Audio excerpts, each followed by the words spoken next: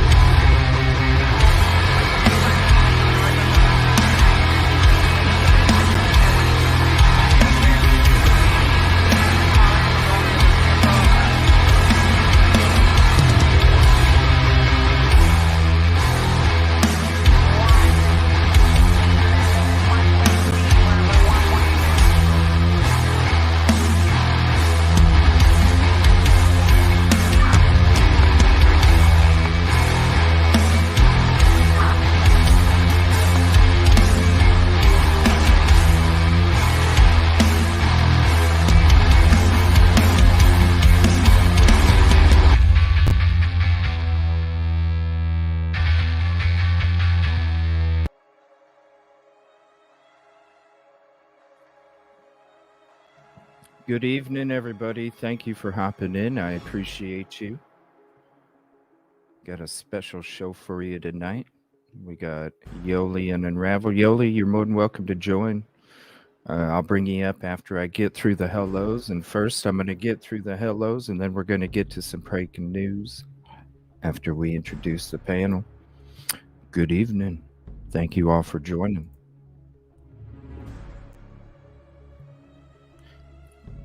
I don't know how long this stream's going to go. Got a lot of articles, a lot of new videos, got some old stuff. What's up with this lighting? Oh my gosh. Got some old stuff.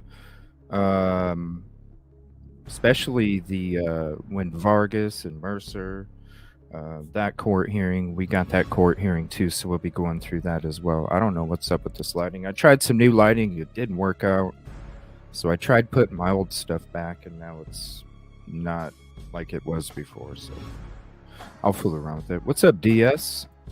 Scarlet. Bianca, ticket number 5. Thank you for hopping in, Bianca. Kib Kitty, what's up? It was a good day. Just a lot of prep, a lot of stuff in the background. Getting a lot of stuff ready for this trip coming up.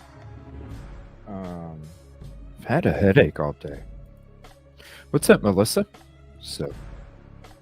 But we got a lot of stuff for tonight. Storm Dancer, thank you for hopping in.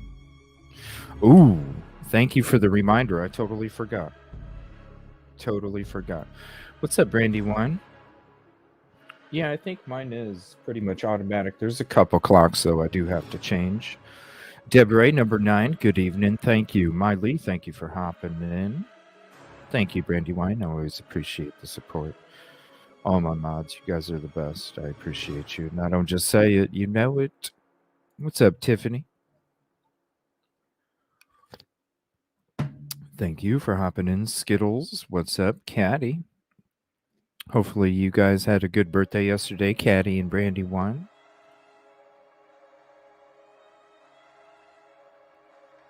Good morning, Mark and Betty. That's right. Over there across the pond. What's up, Kaleido Hope? Thank you for hopping in. Appreciate you, Jethro Toll. What's up? Thank you for hopping in again. Yes, I sent it to your email, Yolie. You are more than welcome to hop up. What's up, Adrian?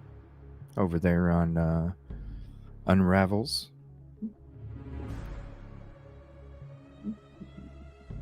And Tracy. What's up, Tracy? KW10. Thank you. Appreciate that. What's up, Wild Angels? Email me that link. We can check it out as well. evilcj@gmail.com. Did I see my email? No, I have not got into it yet. I just sent the links out. What's up? Here, I'll check it here when I get through the hellos. What's up, SM? Kelly Miller. Let me check it here real quick. Hold on.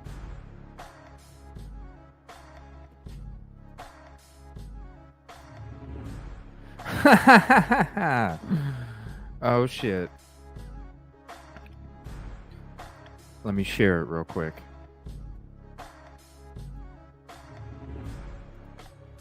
There it is, ladies and gentlemen.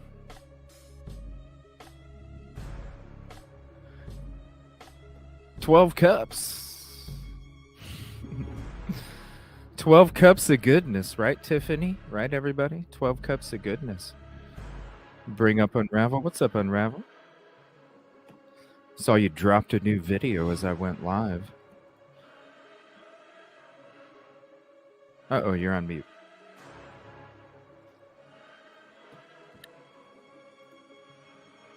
What's up, Murky? The big pack, 12 cups. 12 cups. What's up, Lisa? 12 cups. You can see it right there. It says 12. 12 cups. 12 cups of goodness. Oh. You know, do they make a creamer like that?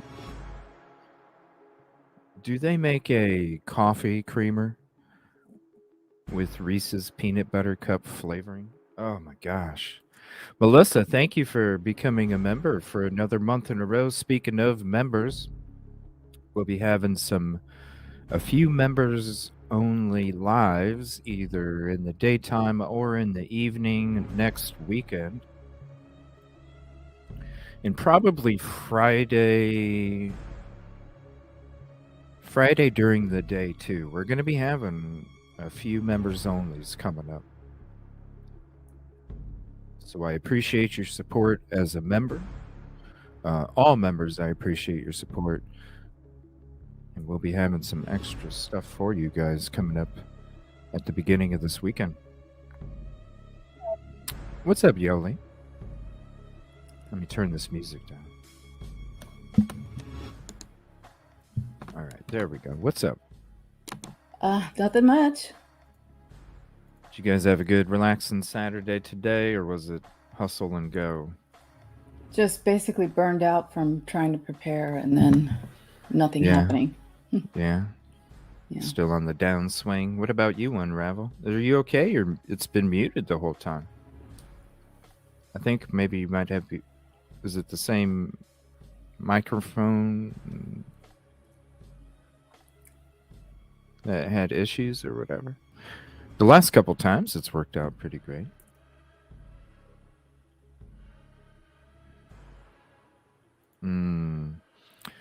Oh, peanut butter coffee. Peanut butter and banana coffee. That'd be an amazing coffee. Peanut butter banana. Wow. I can't even imagine what that would taste like. Oh, it would taste gorgeous. It would taste gorgeous. What's up, Kevin? Kevin, he says, bestie. What's up, Kevin? What's up, Crystal? Hey, Un-rav-el. She's still muted. There it is. I think she's having trouble with her microphone. Hello? No, we don't hear her. Yeah, maybe microphone problems. Yeah, thank you so much for hanging out last night, both of you. I was tired. Yeah, that's a great show. Well, Un-rav-el dropped a new video just as I went live with the hand movements or whatever when it came to Oh, the hearing before this one. So it's part of the breaking news, everybody. We'll be getting into some breaking news. and That'll be the first one.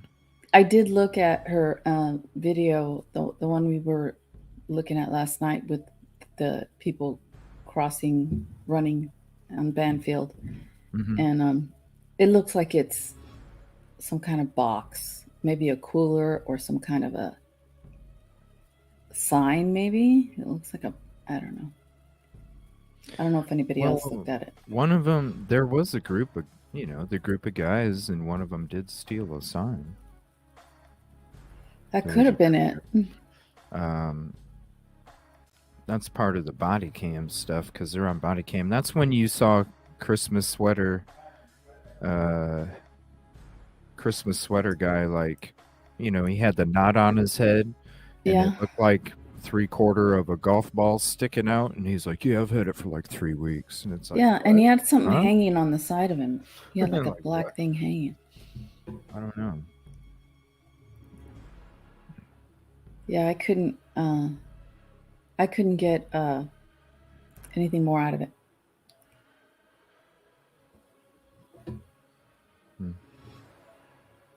You there? Un-rav-el. Can you hear me? There we go. Now we can.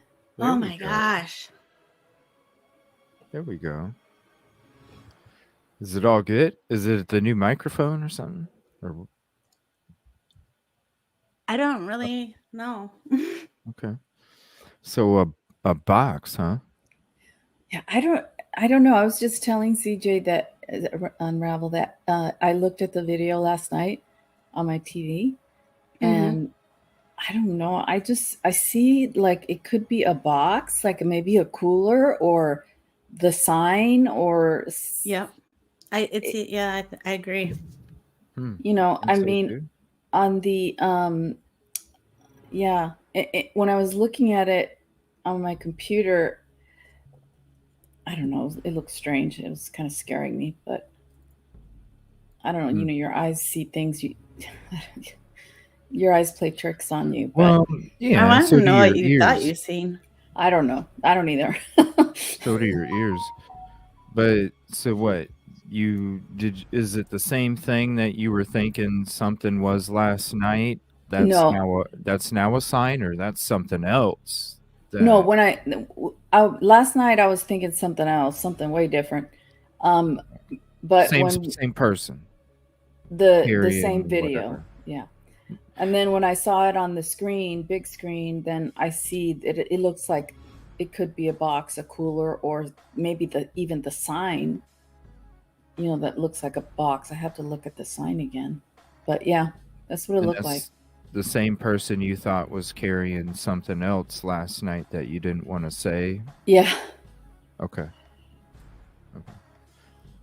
It's just mind playing tricks. Yeah.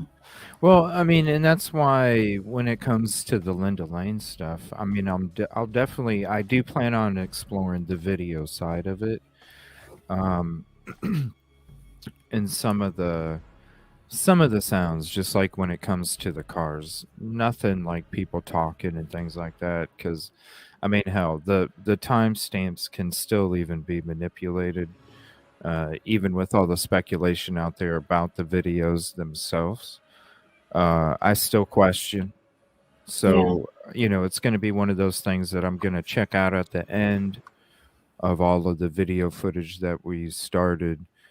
And definitely going to be like the video, because it's one thing to put a timestamp, or it's one thing to overlay some creepy audio on top of it to make it sound realistic. Plus, you're talking about all these other windows and units that could have been producing sound as well.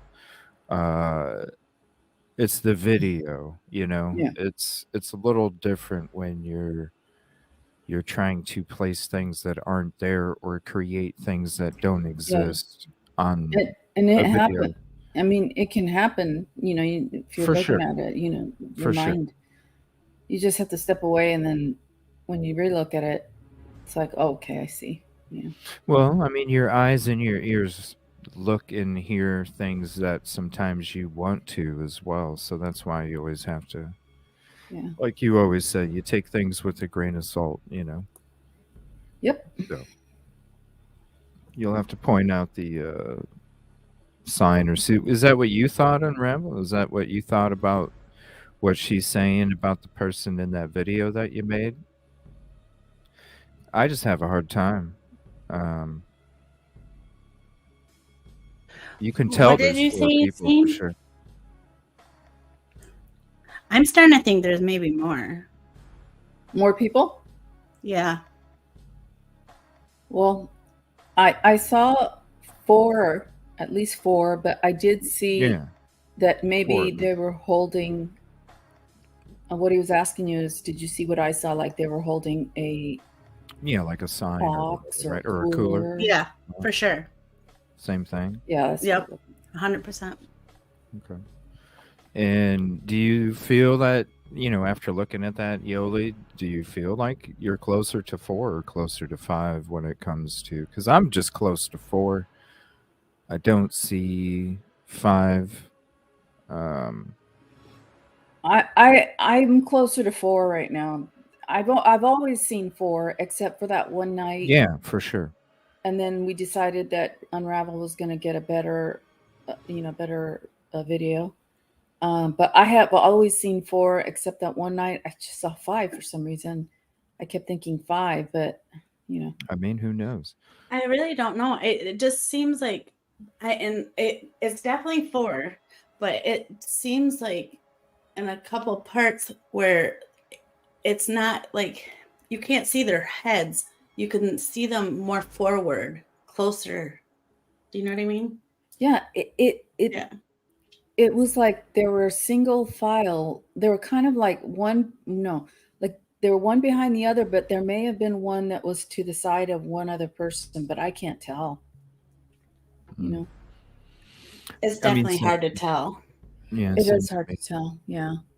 Same with me. Ducking, shuffling. I mean, yeah, that's what one of you said last night when we were looking at it. It looked like somebody was kind of ducking around the car or something like that. But I don't know. It's just so hard to see. You know what I'm saying? What's up, babe? Yeah. It's just so hard to see. All right. So I'm going to get to some breaking news real quick. And one of them is the video from Un-rav-el. Excuse me here 1 second. So we're going to go to that one first. You just dropped it right as I went live. So I just put it in the breaking news.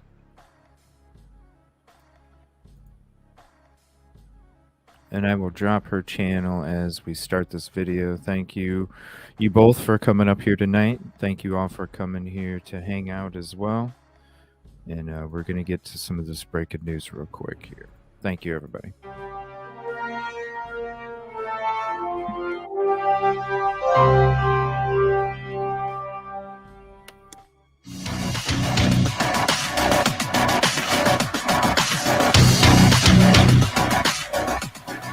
Oh man, you're gonna create more work for me, Un-rav-el. That music.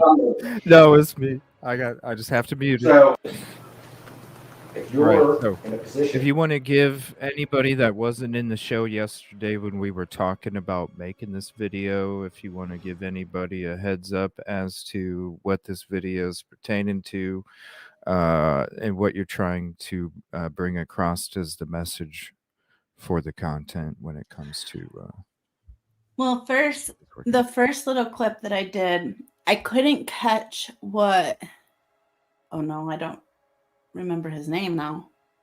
Thompson or Koberger or what? No, Laxton, yeah. Okay. He said something. I just can't get the word that he's saying. I'm not understanding what he's saying. But I did put up a few words to what. It's mostly hand gestures, or is it mirroring, and is it more confidence? It's more. That's kind of the hand gestures is what I'm looking at. And the other thing I thought of is that this is right after the closed hearing. the one about prosecutorial misconduct and grand jury bias. So maybe something occurred in that hearing that made them like confident, or I don't know. Who, Koberger? Maybe. Well, Well, they Thomas, both were doing it. They're both. Yeah. I thought he looked pretty. I thought he looked pretty upset. The one time I thought Koberger looked upset in court was this court hearing right here. Oh. Because I thought he was like the dude, like you could tell, because like Ann Taylor wasn't writing nothing down. He's sitting there listening to this guy, and he obviously knows a little bit, and he knows what the judge is saying. So he's sitting there just like we were, going, what the hell is going on? Yeah. And he's sitting there arguing a real thing about, when it comes to the, even throwing the grand jury shit out there about how they wanted more evidence and things like that. Mm-hmm. See, It was. No, go ahead. No, I just felt like he was doing a shitty job, and Koberger knew it, so he was frustrated.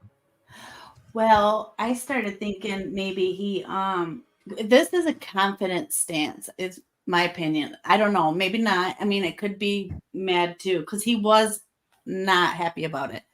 But I don't know if he was mirroring. So you think he was like frustrated but being confident at the same time? No, it's either, I don't know if it's either one or the other. I'm more reading it as he, I mean, maybe he could have guided the defendants to say this, and he's like, yes, this is gonna work. And then I don't know, the judge was not really too hip on it. So You think Koberger was telling Ann Taylor and Loxton what to say at this hearing? Maybe. Yeah. I think it was one of these hearings. I don't know, and I want to know what you think, Yolie, after this. I think it was one of those hearings where it was like a softball. They knew that they weren't going to be able to get the answer they wanted at this court level, and I think they already knew going into it that that it was going to have to go to a higher court. And I think that Ann Taylor sat down on purpose, had him do it, number one, to argue an argument that she had to argue to get to the higher court, and then number two, throw some shit out there about the grand jury that had nothing to do with the hearing, because then it wouldn't look like she was the one that was being reckless. I think it was done like a softball hearing. I don't know. What do you think, Yolie? Do you remember this one? Yeah, I do. I just think that that argument was not. It was a argument for no that reason. It was a losing argument. Yeah. And unless they're trying to change the law to make it, it's like I said yesterday. It's like the statute says literally, like, for example, when you come in here, you must kiss my ass. But the Court of Appeal is interpreted as, no, you have to be respectful. And so all of the Court of Appeals interpret it that way. So when you come in and you say the statute really literally means you must kiss my ass, excuse me, but it's a losing argument. He can't change the law. So I'm not really sure why they put that argument forth. It could be that maybe Koberger wanted it to. It could be that they're doing everything under the sun to preserve the record for any type of appeal, so they're not looked upon as incompetent or ineffective counsel, that they're just doing every single thing that they can do. Even if it is a long shot or more than a long shot, they're just doing everything possible. Those are the only two things I can think of, is that either Koberger wanted them to do that, or they're just doing everything possible just to preserve the record. Well, he looks like he's pretty confident. Like, yeah, but then yeah. Go ahead. It just looked like it seems like he's like, yes, but then like when it didn't go his way, it seemed like he was like, I don't know, like, ugh, you know, like they're not eating this. I mean, it clearly wasn't going his way. So that's why you think then that Koberger, or maybe you as well, Yolie, why Koberger maybe might have had a hand in what took place in this hearing, because it was a losing argument, because he was a little bit, I mean, it was not a good court hearing. I'm going to be honest. It looked kind of bad for the defense. I don't know. I just saw a little bit of incompetence. I'm wondering if Anne was like, You should know already that it's a losing argument.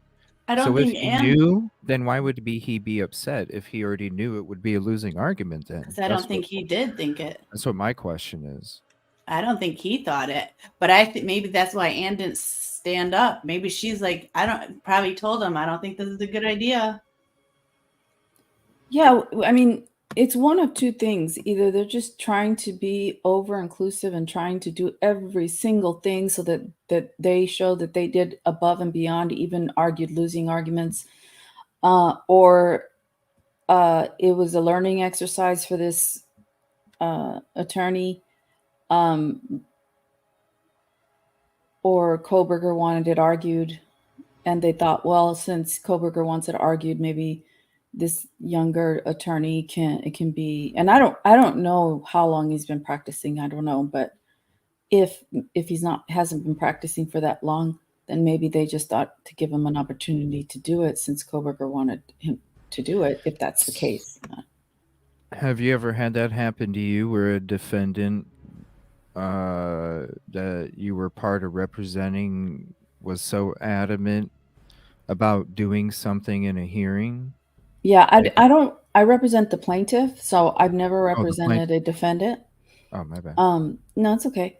But I'm normally, well, I have had, no, I mean, I've had clients that want me to say, argue a certain thing, and usually they're not right, they're wrong. And I'm able to convince them that, no, that's not a good idea. I've never had to, but I have had a case where I had to argue basically an uphill battle because there were certain facts that were different from the cases that interpreted the statute. And so if you can't convince, you don't have a choice, kind of thing, or how would that be approached? If you can't convince your client that this is a losing argument, some attorneys will withdraw from representing them, and they'll say, I can't put this forth. We're in a conflict because you want me to do this, and it wouldn't be right.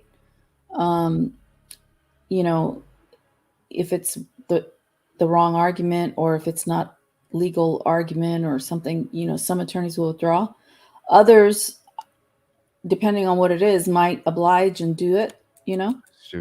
But in the defense and criminal, that's a whole different story. That's Well, yeah, of course. I was curious as into your field, like if that, if that was something that would exist as well. Because I mean, it is his life, so I guess he. Yeah. So. And. Yeah. I just assumed he was mad at what was taking place for the hearing. Because I would be too if it was suggested to me. What do you feeling the most then, Yolie, when it comes to, do you think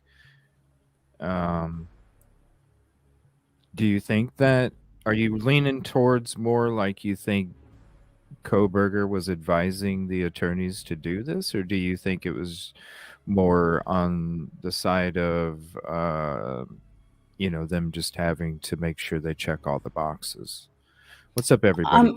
I'm kind of leaning toward maybe they probably have to check off all the boxes, although a part of that could be that Koberger wants it argued, so they're trying to, because it is a silly, the statute reads very much like beyond a reasonable doubt, but that's not how it's interpreted. By it hasn't been for 100 years. It's been interpreted, differently. Not it's probable cause, not beyond a reasonable doubt. So it's kind of the stupid example I gave you. Like, you walk. The statute says when you walk in my courthouse, So. Yeah.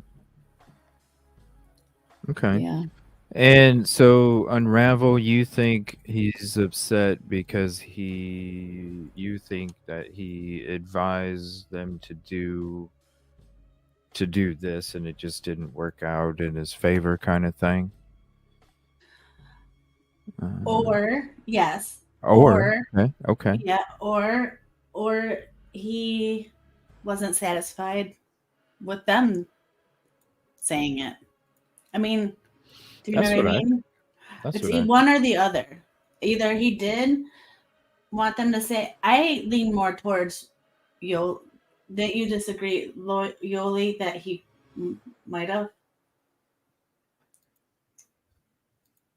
That he wanted them to argue this? Yeah. Uh-huh. Yeah, I kind of more lean that way, though. Yeah, just checking off all the boxes, getting it into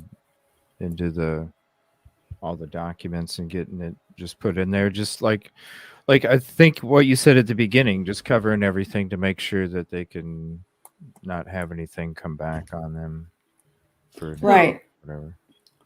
The attorneys. Counsel. Oh yeah. Well, I mean he counsel. is working where they are working for him. So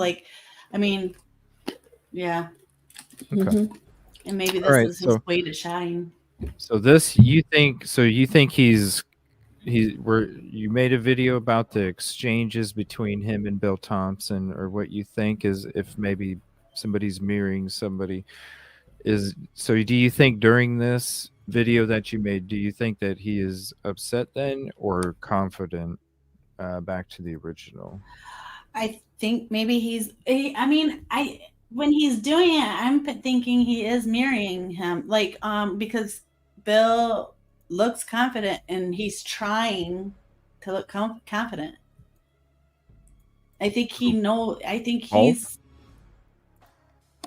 Well, I think what she's saying is that Bill is confident, Mr. Thompson's confident, and so BK wants to say, "Well, I'm confident too," and kind of show that, yeah, like I'm smart like you, and I'm confident. Okay, yeah, so could be.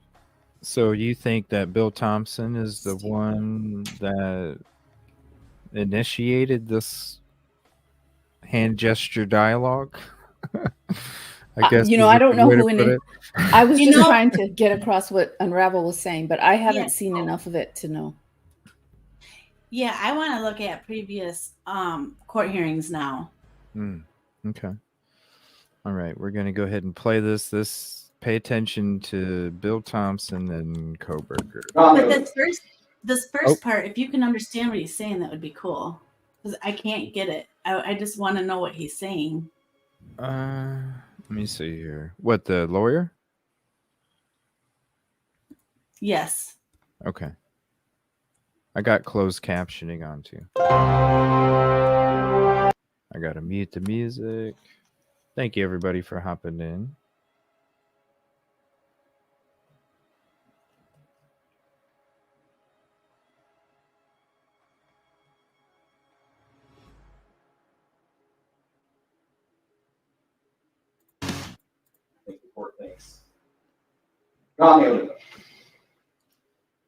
What?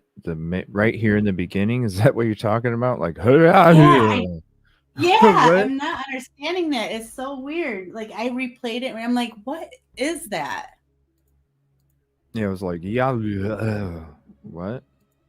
No. Encino Man, What? Exactly. I was like, what is that? Can't hear it again. Sorry. I'm trying.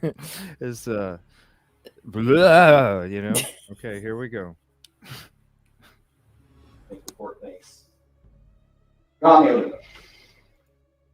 Hold on. Let me mute this music.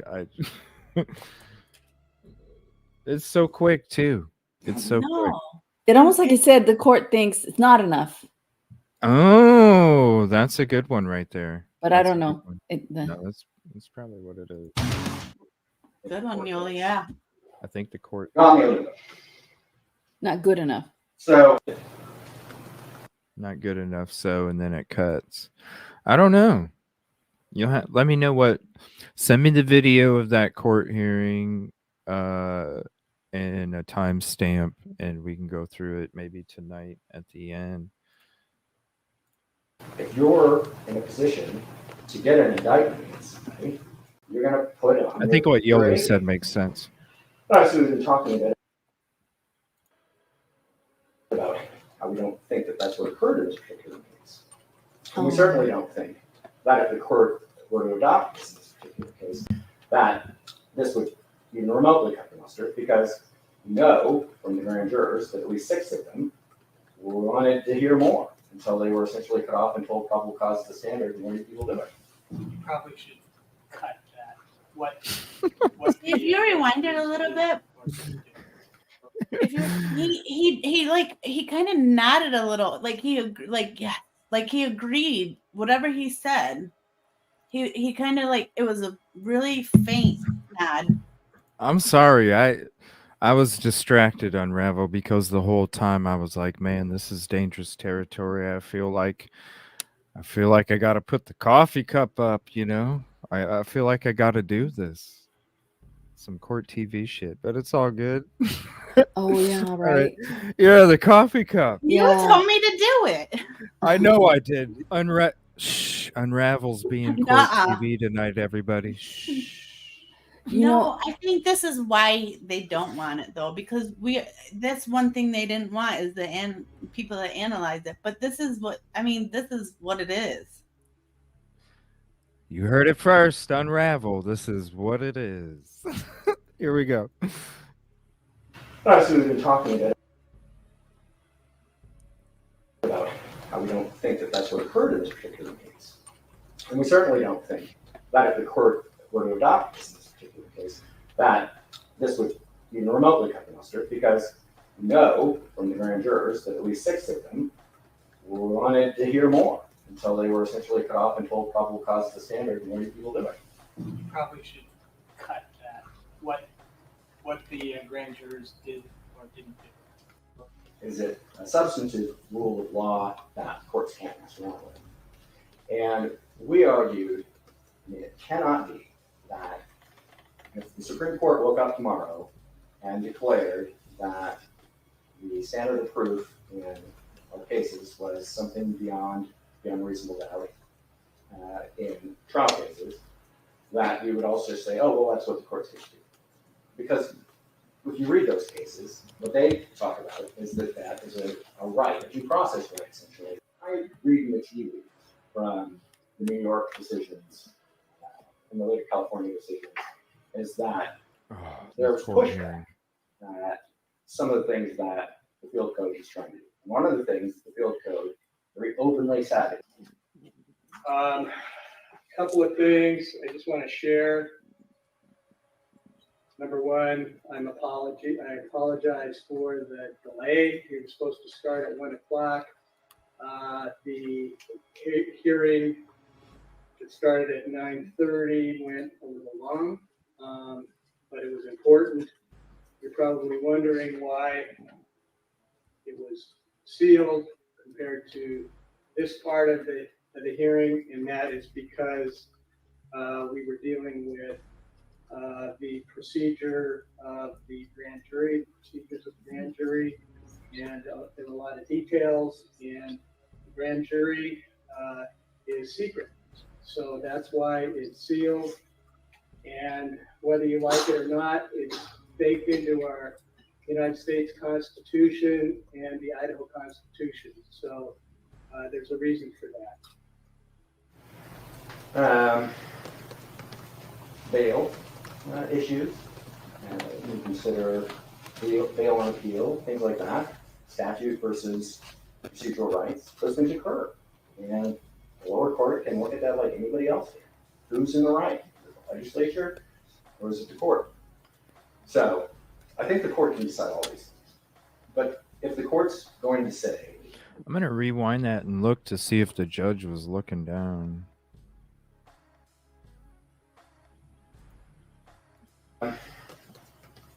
Bail issues. We consider bail on appeal, things like that. Statute versus procedural rights. Those things occur. And the lower court can look at that like anybody else can. Who's in the right? They Not truly once. did it at the same time too. So It I think the seemed court like can that. settle. Yeah. I didn't see the judge was- glance at all. What were you saying about what? Doing what They at the did it same time? exactly the same time. That's weird. Reason for that.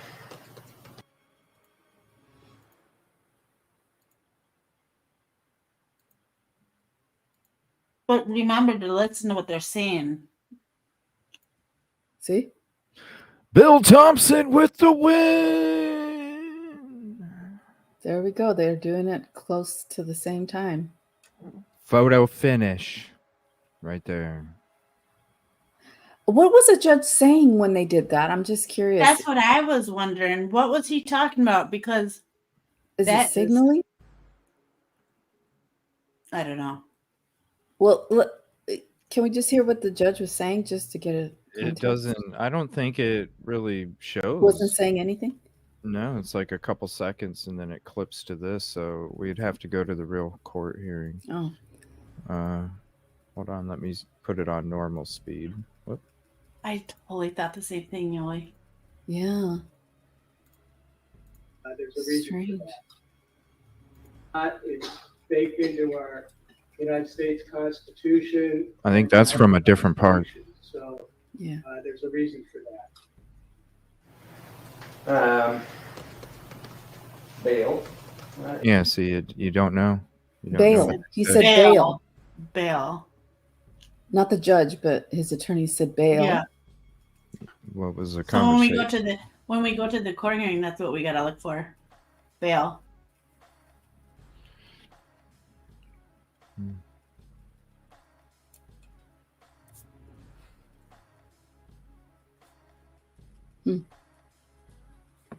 Unless anybody has the timestamp, go ahead and send it to me and we can. But yeah, it looks like Bill Thompson was the one that kind of. They did kind of do it at the same time, but it looks More or like less. Bill Thompson was the one that crossed the finish line there. Bail issues. We consider bail on appeal, things like that. Statute versus procedural rights. Those things occur. And the lower court can look at that like anybody else can. Who's in the right? Is it the legislature or is it the court? So I think the court can decide all these things. But if the court's going to say, I hope you'll at least write a 32-page order in which you explain how right I am about everything except. Thank you. In that case, for various, I'm sure, fantastic reasons. And the same thing happens in these later cases. I mean, it gets responded to. And yeah, like I said, the Supreme Court adopted a rule, but it's never tested the constitutionality. In that case, for various, I'm sure, fantastic reasons. And the same thing happens in these later cases. I mean, it gets responded to. And yeah, like I said, the Supreme Court adopted a rule, but it's never tested the constitutionality. Go out and learn some more. Okay? Thank you all. We're adjourned.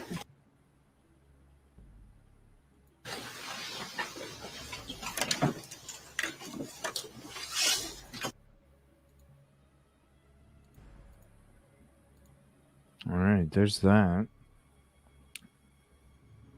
Let's see here. Yeah, if anybody has the timestamp, I can go to it. We can spend a few minutes on that before we switch. Let me see here.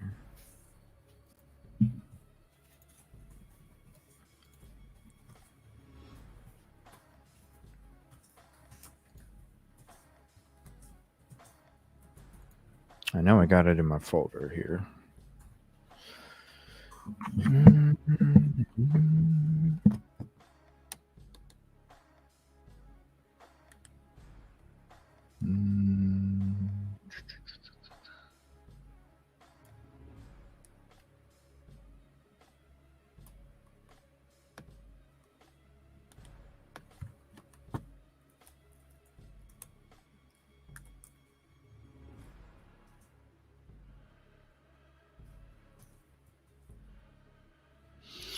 was like a week and a half, I think. No.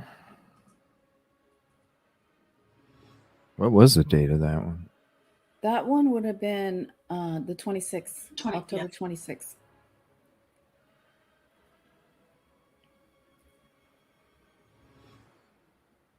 Because I got a lot of old stuff mixed in with it too. Let me see.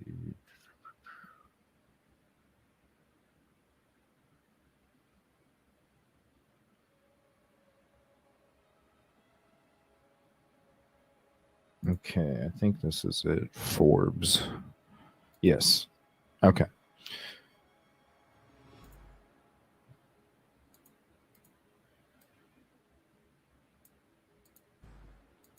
All right, so here's the court hearing.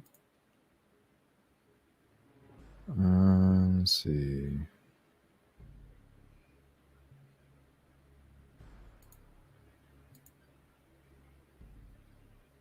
There's no reports anywhere that I was able to find that in the state of Idaho, all these prosecutors were mistakenly using beyond a reasonable doubt. There's just like no indictments going. Nobody was going to prison. All right, so let me. So it's like 8 minutes in. He's getting the death penalty.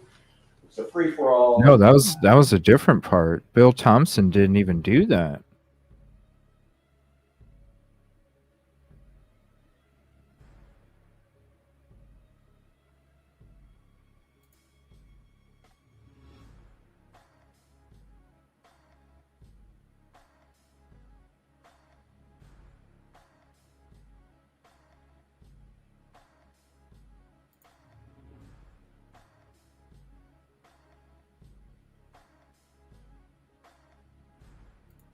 Well, he just kind of had his hands up. He wasn't really. What's this? Hard to tell about that. It looks like he just has his hands up.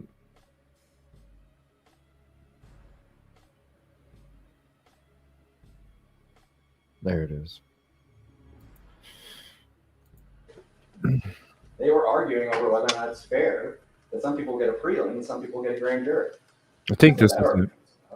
And the guy didn't come in and say, oh no, I got a grand jury and the standard is beyond a reasonable doubt. If that's too, I don't like that. I'd rather have a prelim with a probable cause standard. That doesn't occur in that case for various, I'm sure, fantastic reasons.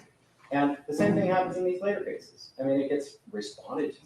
And yeah, like I said, the Supreme Court adopted a rule, but it's never tested the constitutionality of its own rule. It's never heard arguments on any of these things. It's not stating a holding after an argument.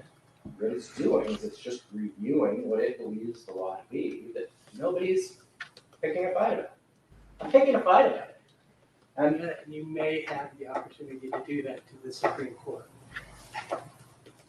Well, I mean, that's what you're building. That's what you're building for. Because you know that I am constrained by existing law. I can't just change the law as a trial court if it's established. And I would say that in Edmondson, there wasn't an argument because it was settled law. I mean, I think that's really the problem. So, of course, a lot happened from 1880, 1890 to now, but the law doesn't always just sit still. I mean, it evolves, and that may be just what happened naturally. I don't agree that the language of the statute is completely clear too. I mean, I think you can interpret it different ways, and a lot of people have interpreted that language different ways, whether it's beyond a reasonable doubt or a probable cause. And you can argue with me about that. I mean, I'm kind of baiting you about that. So, Judge, the cases that say that are very self-serving. These are courts that are essentially openly hostile to the idea of using beyond a reasonable doubt. And so they make claims like to warrant really means to permit the trial jury to see it. That's not the wording of this statute. The California case gets written in the backdrop of a statute being passed in the 1940s that says probable cause is what you're going to look at when you're deciding whether or not these indictments should stand. So it really doesn't, whether or not the grand jury is being told something else to some extent turns into a moot point. The reality is, just because the courts didn't like what the legislature had adopted, and in our case, unlike California, unlike New York, but what was part of the concept of due process in our Constitution was written, just because the Supreme Court doesn't like it, doesn't mean it's somehow settled law because it refuses to follow it. It has to actually have a case and determine. Now, occasionally, they can pass rules like they did. And so that's where this whole question of whether or not this is a substantive right, or another time. these things. In order for it to be settled, I think it was this time, actually. in which your honor would be right to say, I can't do anything about it. They've never settled this question because nobody ever brought it up. Because it's really hard to get a copy of the field code in 1913. I don't know. But It was, well, there was, I can't remember the name right at this moment, but in the 1950s, there was dicta where the judge, the appellate judge said, no, that's not the standard because they were using the unreasonable doubt in that case. Anyway, there was a discussion in that case about what the standard of proof is or should be in the grand jury. So there have been touches of that along the way, I think, but you're right, there's not a whole lot of law until Edmondson. That was pretty clear. And then as Mr. Nye pointed out, a couple of decisions after that. That case, which I think was 1987, something like that. So, yeah, I mean, I appreciate your argument. I mean, it's interesting. I'm constrained by the law. Back to that. God. You're making a record. That's good. Judge. Yeah, that's what he's doing. He's making a record. You're making a record. That's good. Yeah. I mean, the more I think about it, the more I think that they're just trying to cross their T's and dot their I's to make sure they did everything possible. But I don't know. Especially after seeing this part of it again, you know. Yeah, it I think they know that they're challenging every single thing. So that because it's such a big case and they don't want to be looked upon as ineffective counsel or something. So tricky. This thing's going to take forever, isn't it? Yeah. Talk about forever. Yeah. Mm-hmm. All right. We're going to switch to some of these videos now when it comes. I just put a little collection of a bunch of little teeny videos, more like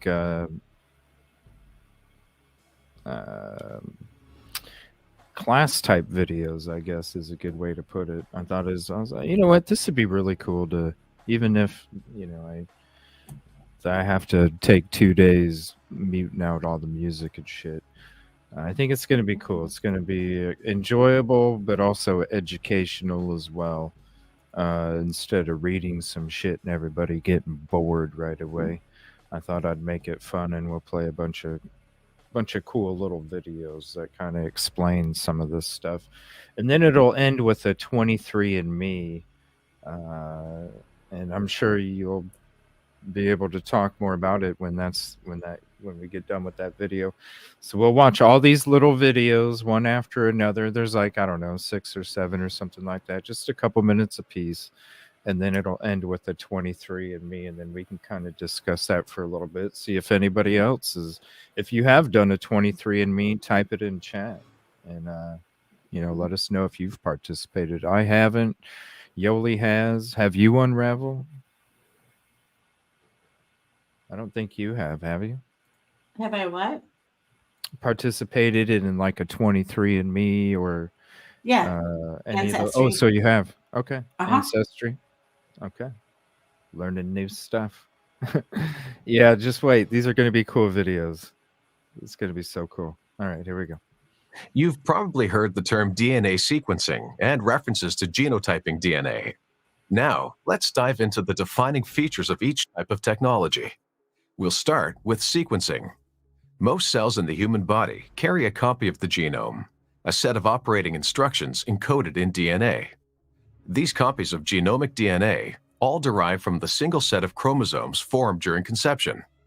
When researchers take a close look at this library of genetic information, they see a code comprised of combinations of 4 basic units represented by the letters A, T, C, and G. The total set of genetic information for one person is over 3 billion units long. It contains vast amounts of information detailing how and when each type of cell or tissue in the body should behave. Sequencing refers to the process of analyzing precisely which letter occurs at each position along the code. This meticulous process yields very detailed results.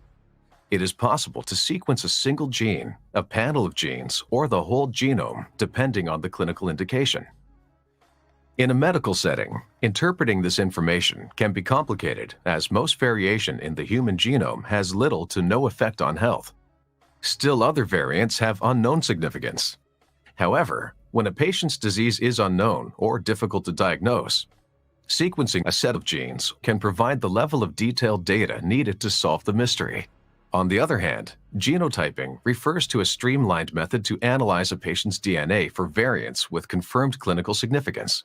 Using a technique called chip hybridization, scientists can simultaneously analyze hundreds of thousands of variants at locations in the genome that are known or suspected to correlate with disease. It's more like a matching test to see if the patient's genomic sequence at a given location matches with any of the known sequences correlated with a health impact.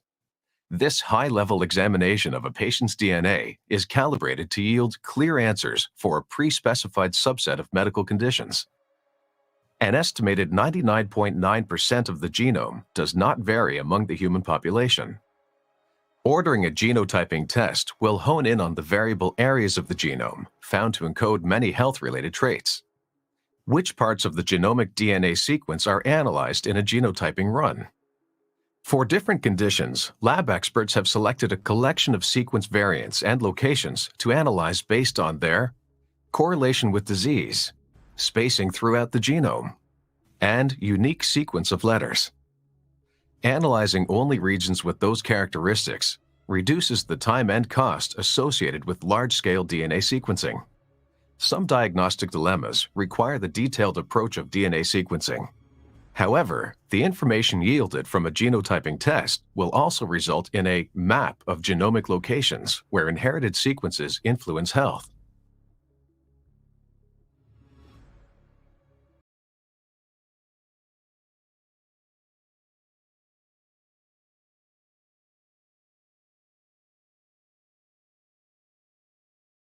Gone a genetic test or gone a little curious about 23andMe or ancestry.com and saw the words SNP, which stands for single nucleotide polymorphism, and mutations, and got confused between an SNP and mutation, then I'm here to help. All right, let's kick it. The difference between SNPs and mutations is a common question and also a really good one, so don't feel dumb when you're confused about this. To make things clear, a mutation and an SNP are 2 different ways to describe genetic variants or changes in your DNA. I touched upon this previously, and if you're wondering why there's so many words to describe changes in the DNA, it is because of technology advancing like Lightning McQueen and the need to define new discoveries while satisfying classic definitions. So let's start from the base up. You all have heard of a mutation, and how you understand it is similar to how it's defined. Classic definition is that a mutation is a change in the DNA, and they're defined as somatic mutations or germline mutations. And typically these changes are associated with a phenotype or a physical manifestation. And this definition sticks when you're comparing SNPs, where a mutation is simply a misspelling in your DNA, aka changing your DNA, and causes a detrimental or possibly beneficial phenotype. Now, let's do SNP. Let's define this, which again stands for a single nucleotide polymorphism, and simply is also a misspelling in your DNA, but not associated with a phenotype or, again, physical manifestation. Oh man. Rather, these misspellings are used to as identity markers or genetic markers specifically. As people live, we are all collecting misspellings in our DNA, or we're collecting variants. And smart genomic scientists use these misspellings as markers for a range of applications. This is how 23andMe finds your relatives and your ethnicity. They match your misspellings or your SNPs with other people's SNPs around the world and let you know where in the world your DNA is similar. To make SNPs easy to understand, let's have an example. Let's say you have 100 people in a crowd who all love pizza. Completely normal people. Nothing wrong at all. But we got some crazy pizza people in the crowd who love pineapple pizza. This love for pineapple pizza is an SNP that can be used to identify people from a crowd. How do we find them? Similar to how genomic scientists will run a program to identify people from a database, we'll just shout into the crowd, who here loves pineapple pizza? And next thing you know, you have all these crazy people climbing on top of each other, shouting their defense for pineapple pizza. And this is how SNPs are primarily understood and used. So for a recap, mutation is a misspelling in DNA that can cause a detrimental or beneficial phenotype, while SNPs are just misspellings in your DNA that are primarily used as identifiable markers in your DNA. To hit this home, a lot of people will be introduced to these terms through a medical genetics report. In this report, they will say you are either positive, negative, or inconclusive. Positive results mean they have found a misspelling that has a mutation, and this result may confirm a diagnosis, indicate that you are a carrier, indicate an increased risk of developing a disease, such as cancer in the future. A negative result means there was no misspellings found in the DNA under consideration or the DNA that was being looked at. This would indicate a person is not affected by a particular disorder, not a carrier of a specific genetic mutation, or does not have an increased risk for a specific disease. However, this does not mean you are free of any problems, as genetic tests are only focused on specific segments of DNA and not your whole genome, as this is expensive, but it's getting cheaper. SNPs come into play with test results. And I'll pause that real quick. I don't think the cost of it's gonna. I think that's when it went to the FBI lab. That's when they got the enhanced versions of all of the SNP that we were talking about yesterday on the show yesterday. Still kind of confusing, but it's the best way I can describe it is you're filling in holes of a tire. That's basically what you're doing. You're manipulating to fill gaps. So I got some stuff from some stuff from CC Moore too that we can listen to when it comes to more about a lot of this technology. Because as much as I'm seeing that there's a lot of things that can either go wrong or there's a lot of things that can be manipulated in the wrong way, or even the stuff that we talked about, the handling and things like that. As much as there's also they can pretty much. I mean, they did find the Golden State SK off of it. They did find other. Cold cases are getting solved left and right now with this. So as much as it seems shady, it seems like it's effective as well. Obviously, exoneration project. I guess it's effective if it's done properly. Right. Not used to convict, used to exonerate is what it is. It's a tool to use to exonerate. Obviously to convict too, because Mark Carver. Yeah. It's just an investigative tool. That's what it is. It's an art, and we'll be getting to more of that too. We have just a couple more here. As well as that say inconclusive or indeterminate, as the genetic test has found a variant or a misspelling in your DNA, but the variant is not associated with any increased risk or disease, which means it's just an SNP. It's just a marker. This variant could be harmless or it could be disease causing, but that's what genetics and genomics research is for, to understand and find out what all these variants do. So that's all. Thank you for listening. I hope you have a great day. Bye.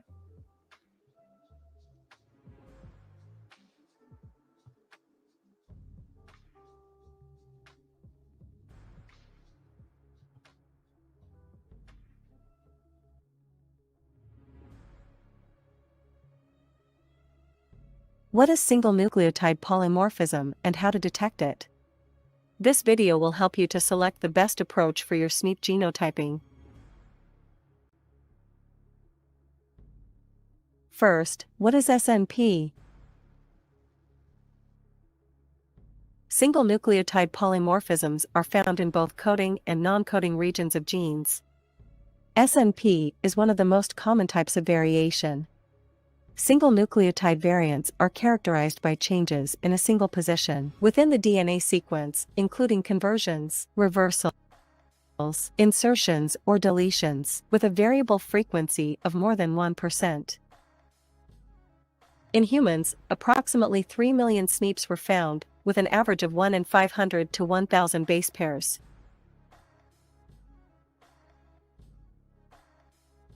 Studies of population-specific SNP datasets are useful for predicting individual responses to certain drugs, sensitivity to the environment, and risk for disease development. Alternatively, SNPs can be used to track the inheritance of genetic disorders within families and provide insight into SNP linkage. The reduced costs and enhanced availability of genomic resources make sequencing and microarray strategies powerful for regional analysis and association traits in plant and animal genomes.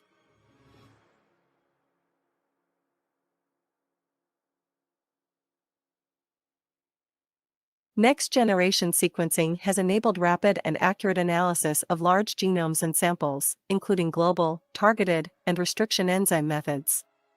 In certain applications, next-generation sequencing is advanced with lower costs and greater flexibility than microarrays to study genetic variation.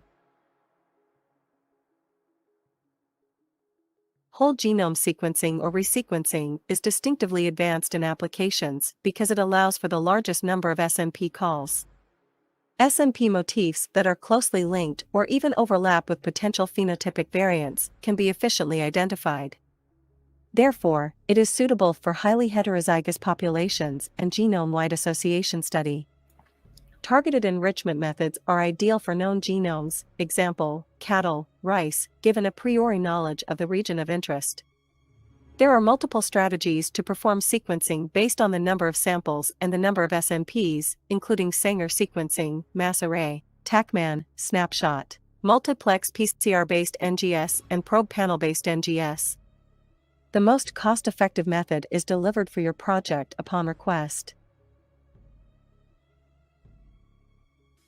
Genotyping by sequencing, double digest restriction site-associated DNA sequencing, and 2B RAD-seq methods apply restriction enzymes to generate fragments for sequencing. GBS, also known as reduced representative sequencing, is a strategy for generating whole genome, high-throughput sequencing data by sequencing only a small portion of the genome, effectively reducing the cost of analysis. ddRAD-seq is a variant of RAD sequencing that treats genomic DNA with double restriction enzymes to eliminate random shearing. The detection area and coverage can be flexibly adjusted without the need for a reference genome. 2B RAD-seq is similar to ddRAD-seq, but uses type IIB restriction enzymes and requires a reference genome. It targets all restriction sites and requires highly reduced library sequencing, further reducing losses and processing time.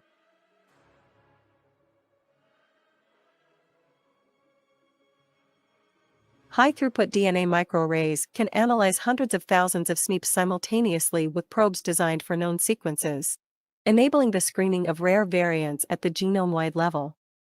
The advantage of microarrays is that they can be precisely designed for different purposes, such as susceptibility gene mutations, disease-associated mutations, complex trait studies, and the construction of SNP-based DNA fingerprints. What can we do with SNP genotyping? High-throughput genotyping can identify SNPs associated with economically important factors, such as yield, resistance to biotic and abiotic stresses, as well as quality, at the genome-wide level, which is contributing screening and discovery tools for breeding decisions, and improving the value of crops and herds.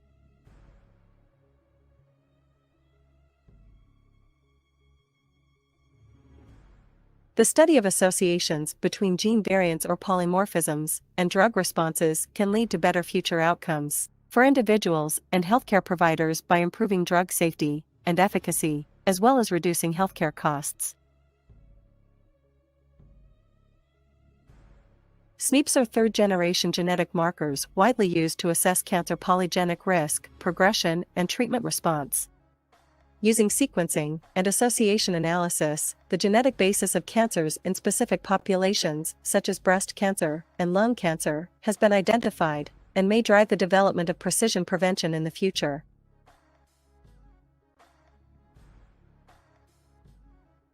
Sequencing-based genotyping assays bring genotyping and genomics research to a crossroads. CD Genomics, as an advanced genomics service provider, has equipped sequencing-based genotyping technologies, as well as SNP array services for our global customers.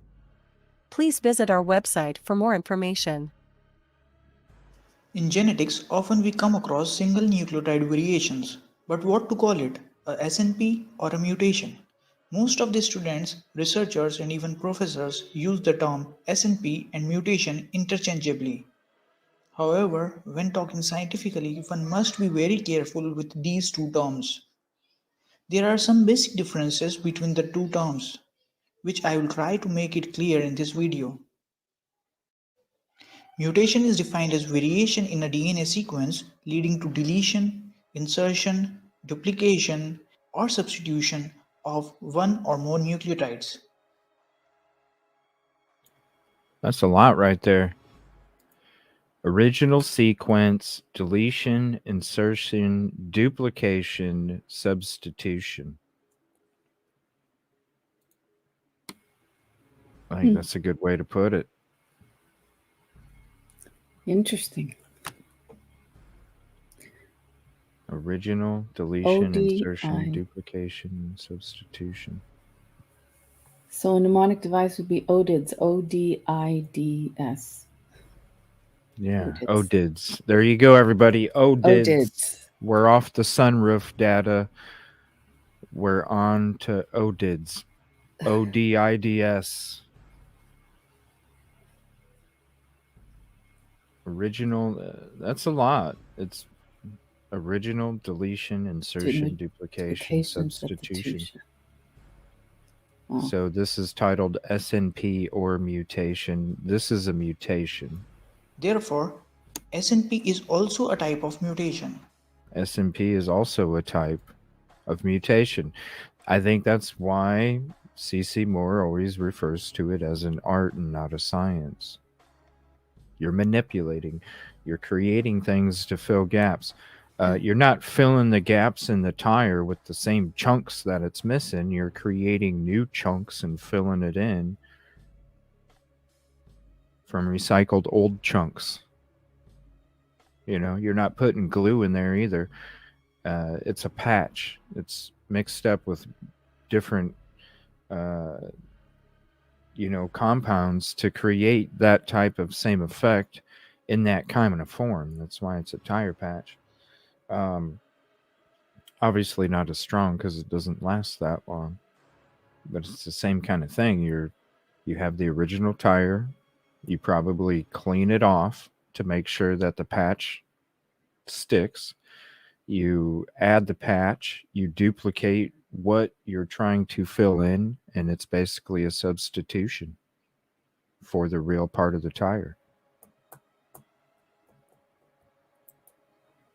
Yeah, it is. It's a free course, Kelly. It's a free course.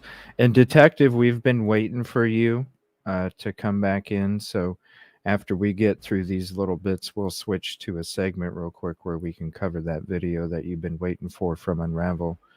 The light and the 4 people. And then we'll get back to this DNA and some ex parte stuff at the end here. But all mutations are not SNPs. The key difference between single nucleotide mutation and SNP is their frequency of occurrence across the population. A single nucleotide mutation is called as SNP if it occurs in more than 1% of the population or subpopulation. Imagine a natural population of 100 rose plants. And if a single nucleotide mutation or variation at a particular location occur in at least 2 plants, it will be termed as SNP, as shown in the first image. Otherwise, it is just called as a mutation, when frequency of occurrence is 1 or less than 1% as shown in the second image.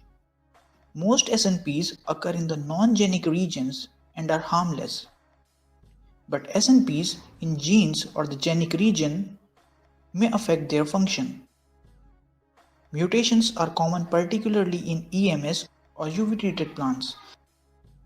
In such cases, mutations occur at random DNA locations across different individuals, and the chances that a particular mutation is found at a particular location in more than one individual is extremely rare. Hence, such variations are termed as mutation, not SNPs. SNPs are exploited as latest generation of molecular markers for various genetic studies such as genetic mapping, genome-wide association studies, etc. If you want to learn more about SNP markers, please mention it in the comment so I will try to make another video on SNP markers. To learn about different markers such as SSR, RAPD, RFLP, ISSR, watch my other videos.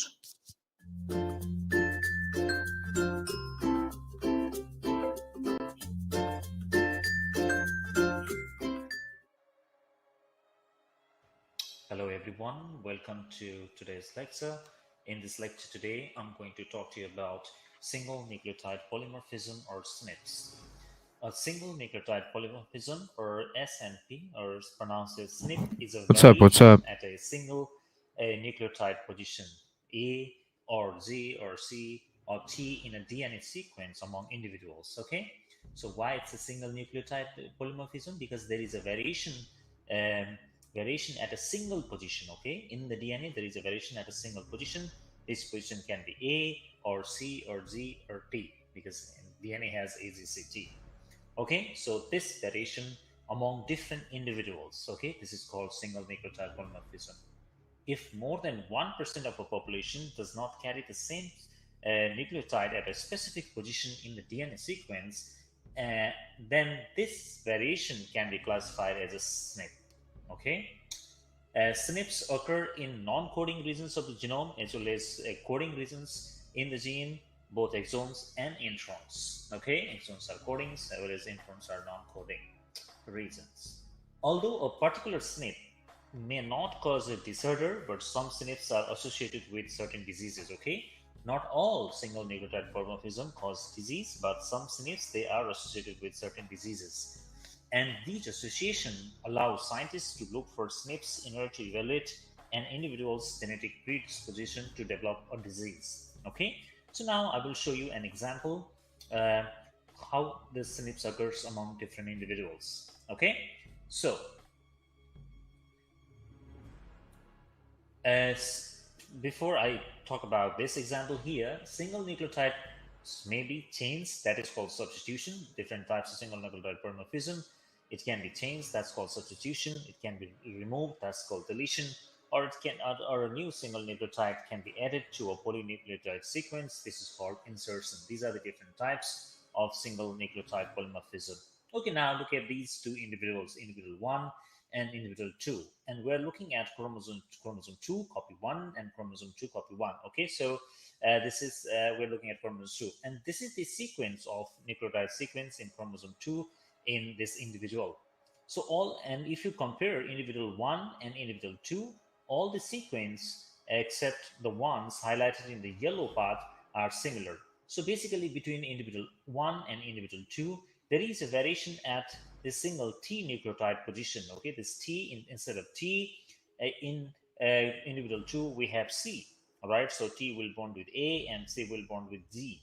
So this kind of variation in the single nucleotide position among individuals, okay, between individuals or among individuals, this is called single nucleotide polymorphism. So what has happened here? Here, as the name suggests, there is a difference of the nucleotide basis at one single position. Okay, this AGCT at single position. This is at this position, and here we have T, whereas here we have C. So this individual 2, it has this single nucleotide polymorphism.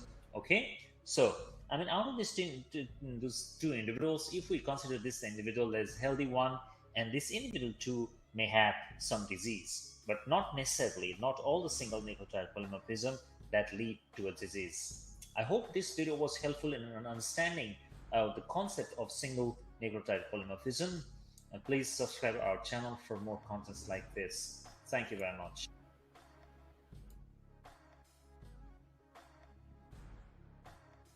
You may wonder, what are DNA SNPs and how do they help us find our ancestors? The acronym SNP stands for Single Nucleotide Polymorphism, and we pronounce this as SNP when talking about DNA. When you take a DNA test, the DNA company examines SNPs in your DNA that are found throughout your chromosomes. The company then compares your DNA to other people's DNA in their database and gives you a list of people who may have many of the same SNPs that you do. People who have a significant number of identical SNPs as you have inherited them from an ancestor that is found in both your family tree and their family tree. And the closer that the ancestor is generation-wise to you both, the more identical SNPs that you and that other person in your DNA match list share. And the amount of DNA that you and a match share is given in centimorgans. And you'll see that on your DNA match list. And the centimorgan is a measurement of the likelihood of DNA to recombine from one generation to the next. So let's break this down into digestible chunks. Single obviously means one. A nucleotide is an important component of DNA. And DNA is an acronym that means deoxyribonucleic acid. I remember the first time that I heard the word polymorphism, and I thought it was such a strange word. Well, that's the first time I heard of DNA being said. 1 second. I have to rewind that real quick. Deoxyribonucleic. Closed captioning. Deoxyribonucleic acid. Holy shit. All right. Of DNA. And DNA is an acronym that means deoxyribonucleic acid. Huh. I remember the first time that I heard the word polymorphism, and I thought it was such a strange word, and I wondered if it was even real. Over the years that I've worked with DNA and genetic genealogy, I've developed a lot of gratitude for polymorphisms because they enable discoveries about diseases and family connections. Yeah. A SNP occurs when a nucleotide at a specific location in the chromosome differs between individuals that are being compared. It's basically a known or yet to be discovered variation in a single nucleotide in a genetic sequence. For example, here is a short sequence of DNA. It's a fragment and it has a SNP that's shown here in red in both person 1 and person 2. So in person 1, we have a C, which stands for cytosine in the third letter position. And here in person 2, the person has an A, which stands for adenine in that third letter location. SNPs are reported in autosomal DNA tests, and these are the types of DNA tests that are done by 23andMe, Ancestry, Family Tree DNA, Living DNA, and MyHeritage. They examine around 600,000 to 700,000 locations where in your chromosomes where the SNPs are occur or known to occur. xDNA also they also examine the SNPs in xDNA, but it is not as dense, or there are not as many SNPs that are in xDNA that are looked at. Y-DNA tests at Family Tree DNA use the terminal SNP, which is the end of the line, as a person's haplogroup designation. A fun resource is Snipedia, which is a wiki that has information about alleles, or the specific nucleotide variants at those specific chromosomal locations. You can look up specific SNPs and learn about the scientific literature that ties both physical traits and diseases to specific or to multiple SNPs. You can look at your raw DNA data file and see the names of the SNPs and what the values are that you have at those specific locations. And it will be shown in the letters A, T, C, and G. Then you can compare your raw data with the information that you find in Snipedia. So it's kind of a fun extra thing that you can do with your DNA.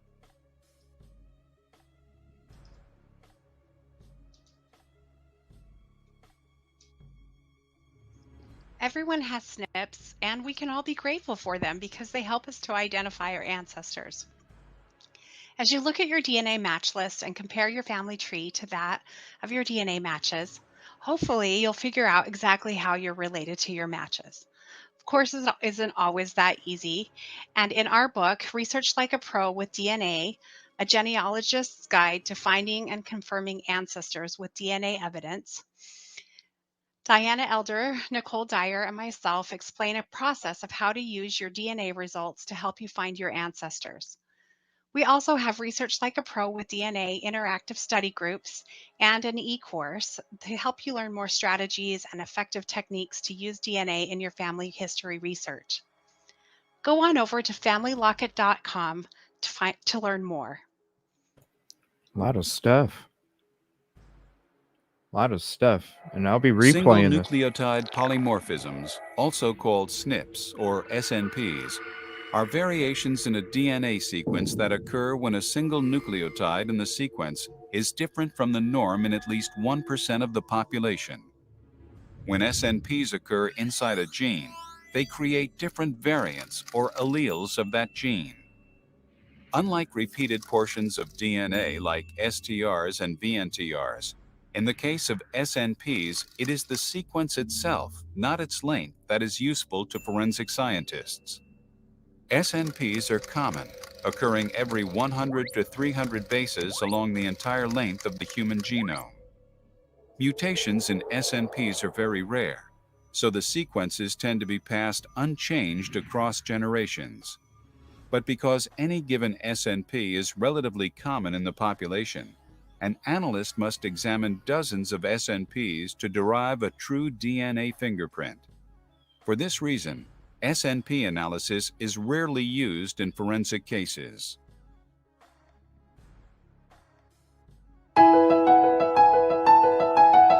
This for the dominant one.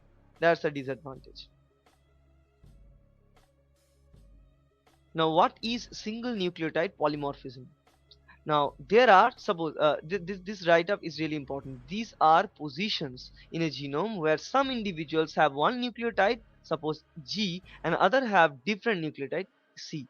So, suppose in this three individual, blue, purple, and orange, we have taken the same gene and we look for the same position on point inside the DNA.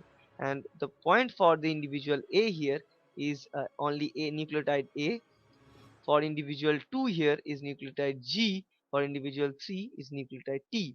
So three of these individuals are varying in the single point inside their gene, in the single point inside their DNA. Now this single point change is called the polymorphism of nucleotide. Poly means many, morph means form. So it means there are many form of DNA throughout this place. Okay, so many form of this DNAs. That's the simple DNA polymorphic nature. Now, using this DNA polymorphic nature, these are uniqueness of individuals. So individual 1 is unique to carry this A at this position only. This individual 2 is unique for carrying this G at this position. individual 3 is also unique for carrying this T in this unique position. So that are giving them the fingerprinting in their genome, right? So if you look at here of the general population, suppose it's a general population. In maximum of the population, for 94% of the population of individual is having G at this point, at this particular point, it is having a G. Now for small population, small number of individuals are having T instead of G at the same population. I mind you, these are not mutations, these are changes, these are variations in DNA, right? This might generate during the evolution or mutation or any kind of purpose or any kind of chromosomal changes during the birth, but whatever, uh, this is not mutation, this is actually DNA variations, right? So here this can be this can be transferred to the next generation, cannot be, because the second generation can have different type of single nucleotide polymorphism in their DNA, but these are unique to individuals, right? That's that. Now the single nucleotide What's up, polymorphisms are everybody? again potentially have 4 alleles. Why? Because they are having 2 copies of the DNA. So 2 strands. So this is one strand, strand 1 and strand 2. So both are having 2 copies. So here are 2, here are 2. So we must have 4 copies here. So suppose here 4 copies of that. So you must have 4 alleles for each of these SNPs. Literally. But what happens is, most of the cases we get only 2 different alleles for that. That's a problem. And for family, if we compare this single nucleotide polymorphism throughout a family tree, a major problem arises is that the SNP does not display any variability in the family. That's a very dangerous problem. So that's why we cannot use this SNP only. We cannot use only SNP as a fingerprinting tool for analyzing a family. Now in this case, you can see it's an analysis of a family. The SNP that we get for this family gene, and this SNP is specific for gene. It's a gene specific marker. That's a very important concept. It's a gene specific marker. So this marker present in both the case, grandfather, father and son, are the same for a family, or even if they are different, but the variability is so less that we cannot detect it by the techniques that are available nowadays. Okay, that is the disadvantage of SNP, but there are advantages also, because these are abundant in number, because it's a simple one nucleotide change and there are several different one nucleotide chains that are found. But another disadvantage, they are pretty hard to obtain. We can analyze these SNPs using RFLP technique or restriction fragment length polymorphism techniques, RAPD techniques, random amplified uh, polymorphic DNA, and also AFLP techniques, which are the combination of RFLP and RAPD techniques. Okay, now but they are pretty hard to actually find, and but they are abundant in nature. That's the advantage. They can be typed by methods that do not use or involve gel electrophoresis. That is the major advantage. We can track the presence of these SNPs even without using a kind of gel electrophoresis. In most of the processes that we have seen, that SSR, ISSR analysis, we must have conducted PCR, and along with that we must have conducted gel electrophoresis to get our result. But in this case, simple DNA hybridization process or experiment can tell us the result if we conduct the experiment perfectly, right? Because we can use the oligonucleotide based He said, hybridization right? analysis. You're here to understand what 23andMe is all about, right? And how does it work? What does DNA even stand for anyway? DNA stands for deoxyribonucleic acid. I knew that. You most definitely did not. Your DNA is organized into 23 pairs of chromosomes, and it can tell you a lot about what makes you, you. There are 2 23andMe services that can help you explore your DNA. One that focuses on ancestry, one that adds in health and traits. With 23andMe, you can discover where in the world your DNA comes from. You can even learn how you are connected to others by opting into 23andMe's DNA Relatives feature and connecting with people who share DNA with you. There are fascinating insights about your traits to explore. Wow. You can learn how genetics might influence your risk for certain diseases. But remember, other factors such as lifestyle and environment are important too. If you choose to, you can opt in to receive genetic health risk reports like Parkinson's disease and late-onset Alzheimer's disease, free. Now, there's only one thing left to do. We get to spit.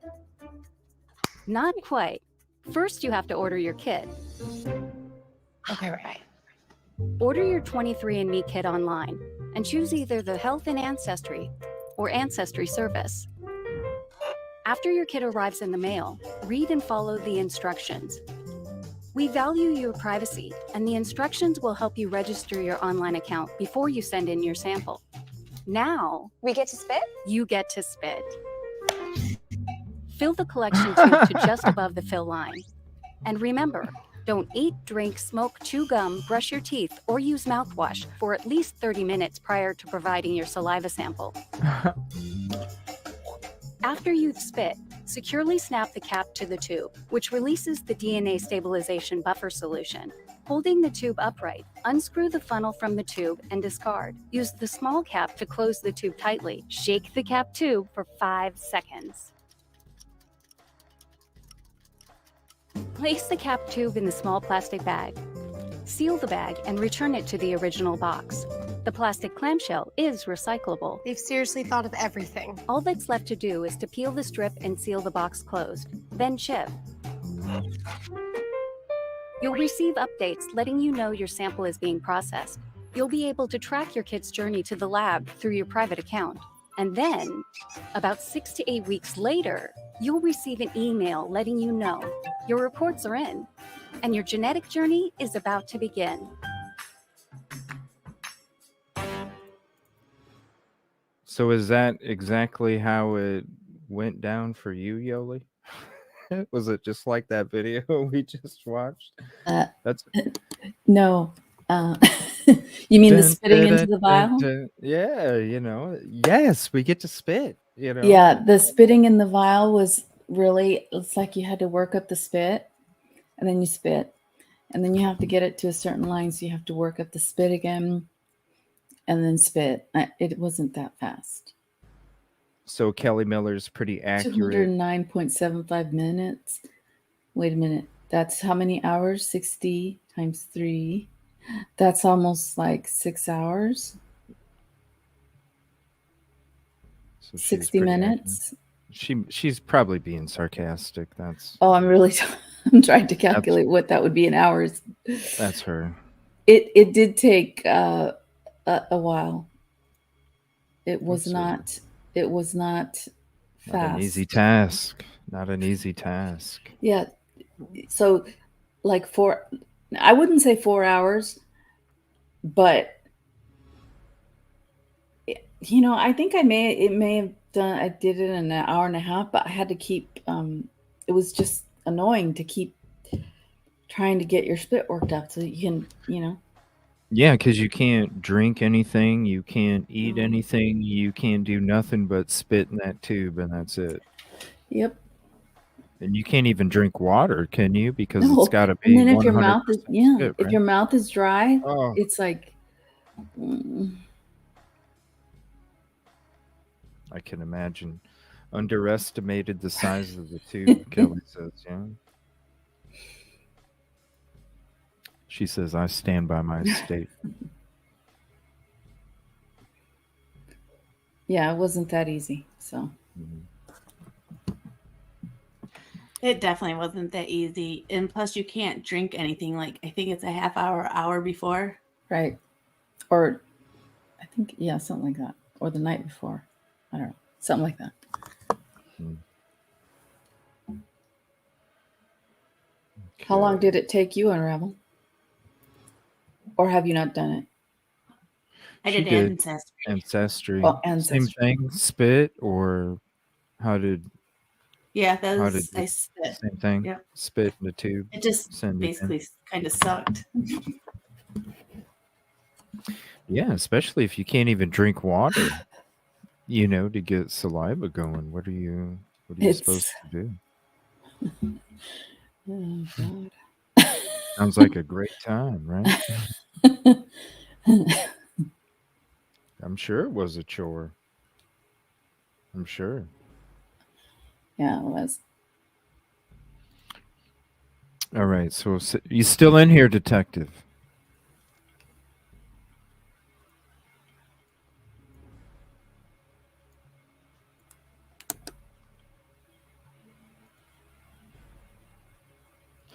swab the cheek for be the match. You could save a life. I do.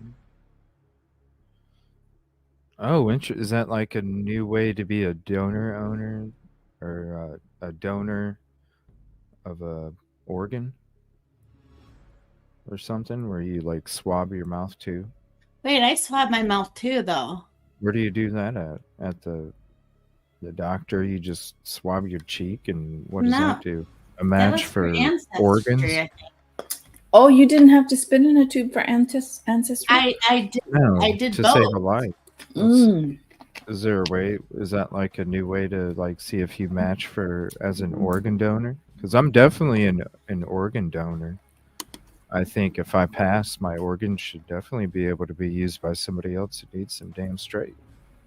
Yeah. I applied for the You know what I mean? bone Use it. marrow too. Yeah, for sure. It's like, hey, it's there. Use it. You know what I mean? Shit. If I'm not anymore, might as well. That'd be interesting. All right. So detective, this is just for you. We're going to be discussing these lights real quick, and then we'll get back into some of this other stuff and the ex parte as well. So we'll go to full You can screen. even see right there on the bottom left. You can see the fire hydrant. Oh yeah, I do. And even in one of these clips, when the camera slides over some, you could see the stairways going up. I have a question, Un-rav-el. Do you have an ability to screen share from where you're at, and you can kind of control the video from your side as you're kind of, working around this? Would you like to? Do you have the ability to do that? Yeah, I think so. I Are think you don't I on a have to PC? hit? Yes. You want a PC? Yeah. If you want to screen share, just be cautious of what you are. But yeah, if you want to share these and then kind of zoom them in, just have them on full screen after you share it, and then that'll give them the fullest screen possible. And then I'll kind of like make us minimal, so you can see the majority of the video. I think we're not going to be blocking anything on this part of the video anyway. But yeah, if you want to do it, you want Okay, so what do I have to do first? Do I have to just go into? Click on present, and then you when you click on present, then you can click on like a tab. So if you want to share, like if you want to share a video, you select video. If you want to share a screen, you share a screen. That means the whole screen whenever you're moving stuff. Or if you want to share like a YouTube video, then share a tab, and then that'll share like your own YouTube channel, and then you can go off of your own videos as well. That way, when you are discussing this kind of stuff, it'd be cool to just allow you to go ahead and take over the video and kind of explain and kind of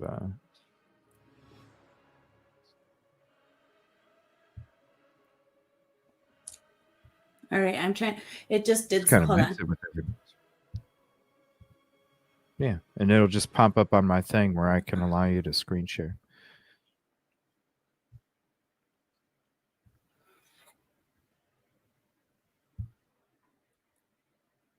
What's up, Cloud9? Everybody else hopping in, thank you so much. Appreciate you.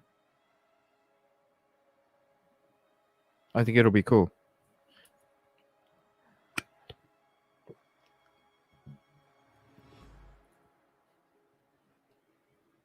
Because you all see a lot more than I do. Everybody in chat, Yolie, Un-rav-el, you guys see a lot more than I do. And then I'll be able to do it full screen as well. Where's this fire hydrant you guys are talking about? The fire hydrant is to the left, down at the right, to the left lower part. There's like a red. Oh, okay. So like in this yes here. I mean, at least it Yes. looks like a fire. Do I have It to? looks like a I mean, fire I don't want to share what I have up. Do I just go to straight YouTube? Well, open up a tab on YouTube, and then go to your video, and then you just screen share the tab. So when you go to screen share or present, and you just do a tab, and then that just shares the tab that you're screen sharing, which would be what I'm like. It's what I'm doing right now with your video. I'm on your channel, and I'm screen sharing this tab. Ooh, I need to like this. And then you can kind of control it as you present it to everybody. And Detective Golden, was there certain things that you wanted questions? Was there certain things that you wanted to like point out? Now that we have Un-rav-el and the video for you.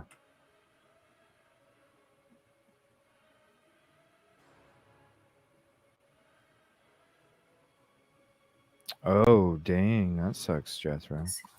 Hopefully they didn't. I just wanted to count. Okay. Just wanted to count. Well, I think there's only 4. I mean, to me, it looks like it's obvious that there are 4. Maybe more. I don't know. I'm having a hard time just as well. But I'm definitely going to be zoning into it more. Right now is kind of Un-rav-el kind of explains everything. It just, with you having the availability to pause and rewind kind of as you explain, I think it'll be a lot better presentation for this part. Might be the same person. 5 to 6, Kelly, for real? Miley says 4. I think 4. All right, here we go. And then after you share it, just make sure you go to full, and then that'll be the fullest that it can be. There's the screen share. And let me fill this in. Yeah. All right, hold on one second. I got to change this here. All right, there we go. All right, and they can see your cursor too. So if you need that to kind of point stuff out to everyone, go ahead. Are we covering it up too much? I think we are. Hold on. Let me go like this for this part.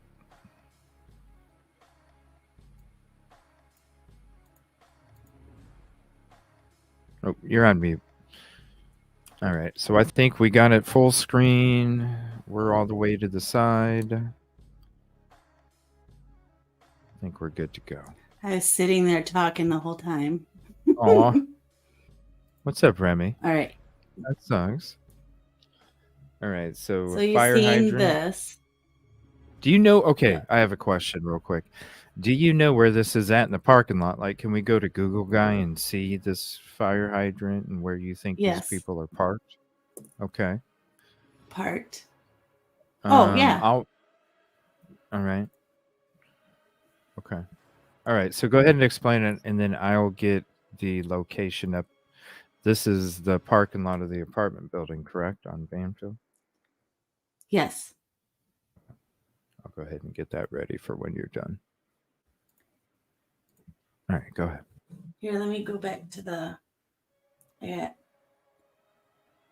Hold on. Oh, no problem. Thank you for doing this. I think it'll be cool to. Oh no, I think it'll be too. Kind of, allow you to be able to explain a little bit. Yeah, use your mouse for your. It's too bad you couldn't draw circles on YouTube or something, stuff like that. Where you kind of draw it on there, take it away. I got to see if there's some kind of. I bet there is a program. I gotta get it. Whatever the program is, where you can like draw on the fly. That'd be great. All right, here we go. But okay.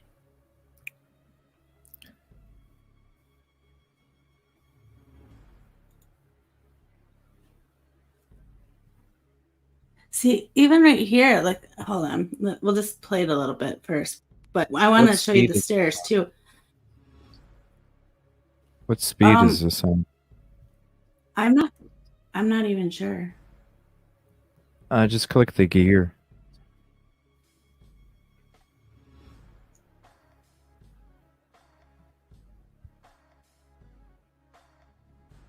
Do me a favor, put it at 0.25 and then mute the video too.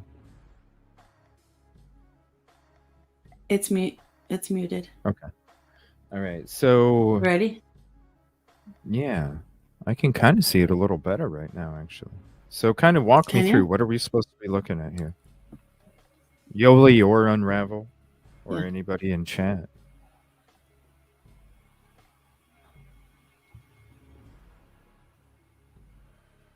Okay. There's something right here Okay, what do you coming think it walking is? up. And I got it on Legs. full That's screen too. Legs? it. Kind of looks like it to me. Okay. Yeah, You see him moving? Yeah, See, Oh, look okay. at Yeah. now. Yeah. Yeah. Yeah. So that's why Yeah. I'm thinking it's closer to the cop car, and maybe it didn't catch the lighting back here because it looks like it's like in that parking lot. So they're basically To walking me. out of where they're basically walking where the car backed out in the beginning of that body cam that night because they were inside the parking lot of the apartment building. They Yeah, backed out. like where the That's when they stairs pulled come up. down Got that right. from the Okay. 111, or I mean, 11, 12, 22. Right. Hold on.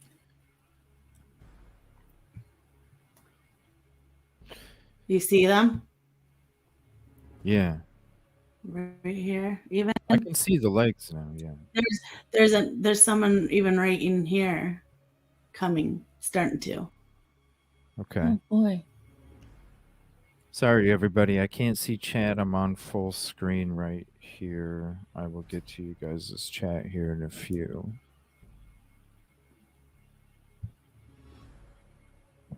I'm sorry. I'm just catching a little bit more than I did earlier.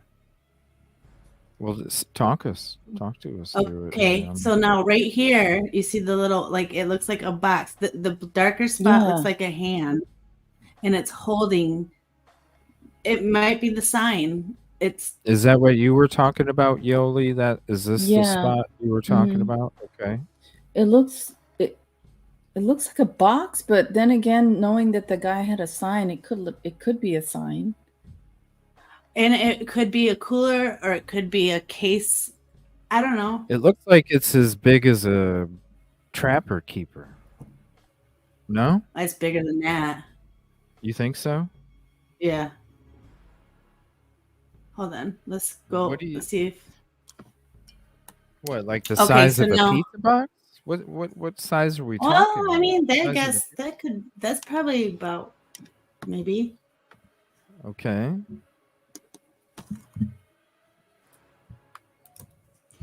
Okay, so So we a see cooler? number 1 coming. All right. But see how much closer it looks? There's the one person coming through, the first person coming Okay. through with the light.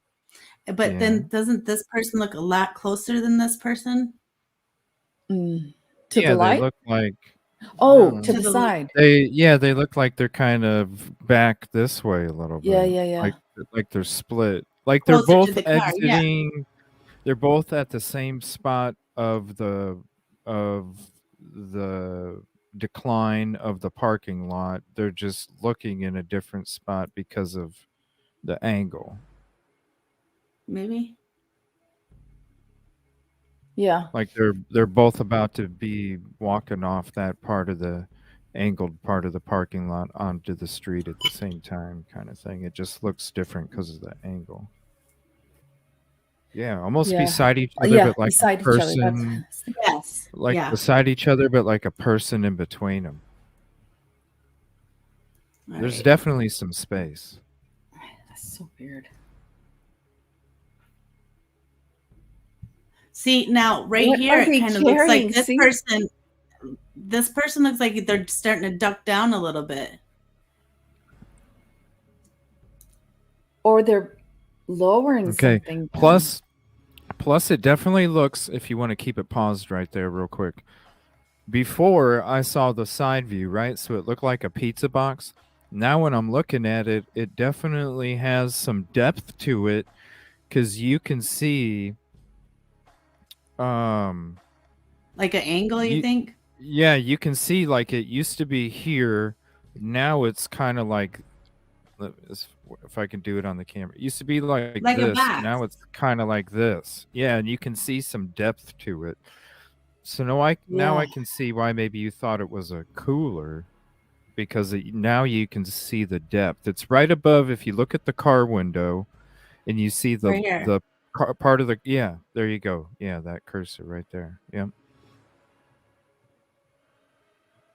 Wow, I haven't seen this like I was looking at it earlier. Sorry, everybody. It'll be a minute before I can get to your chat. I just have to be able to have this full screen. Thank you for doing this, Un-rav-el. I appreciate No it. problem. Yeah, I can see more. I can see way more detail. Yeah. Than before. But see, I never knew, and I don't know for sure, but I didn't know I have no clue if there's stairs right here before the fire hydrant. But watch when it swings a little bit.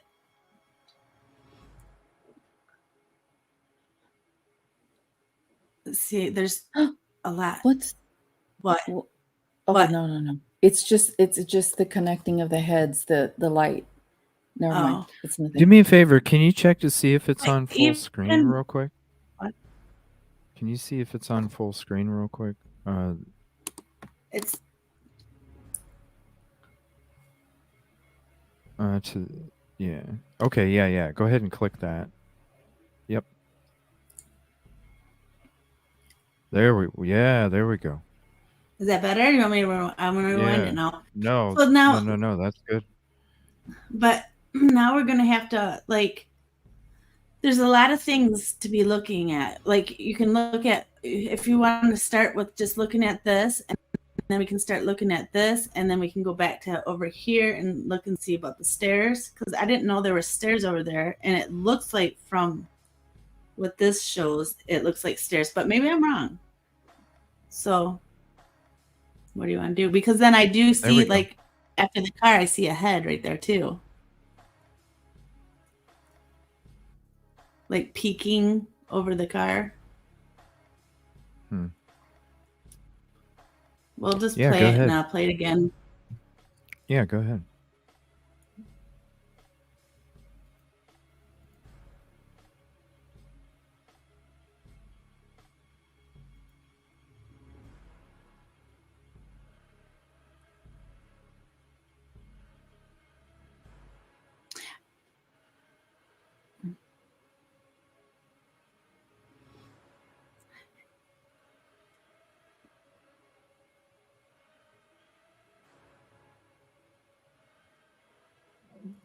I'm waiting for it to swing a little bit because I remember it's. Oh.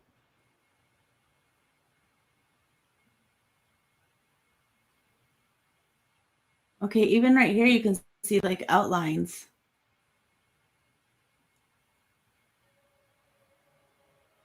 Yeah.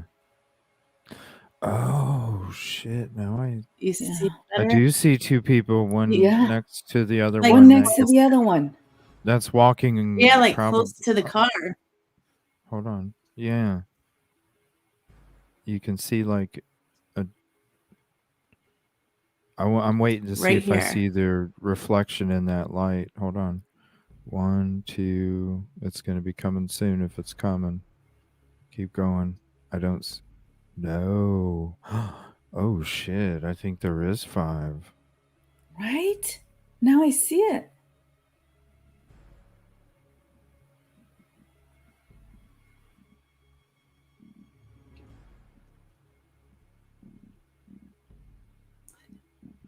Do you even see him peeking over the car?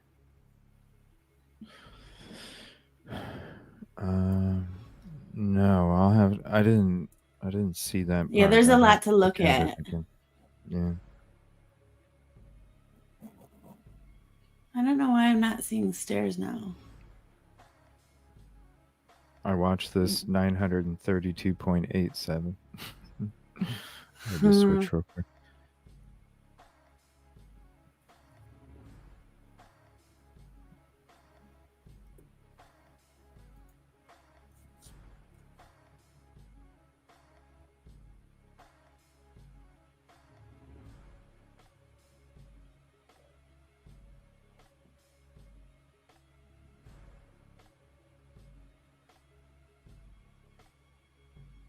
Right here is where I see someone peeking.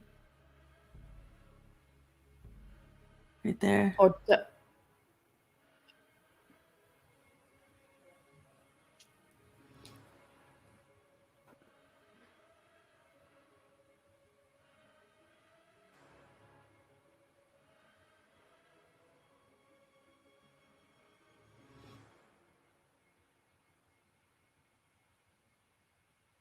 Maybe I should play the other one because I don't know why I'm not seeing stairs now.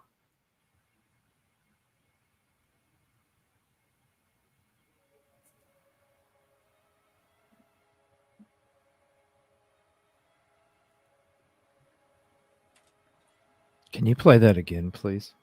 Sorry. Yeah.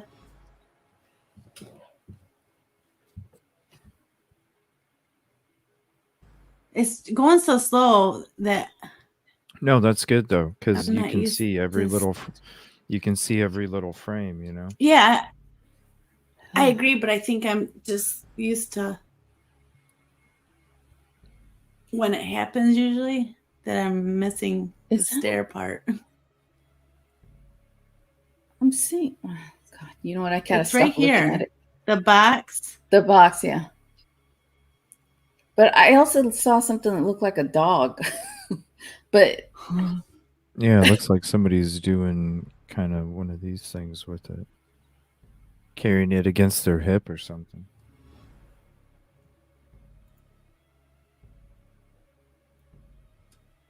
yeah. See, right here is where I keep seeing someone like peeking, but I almost the officer is right here in the car. Yeah. I don't know. They're definitely carrying something.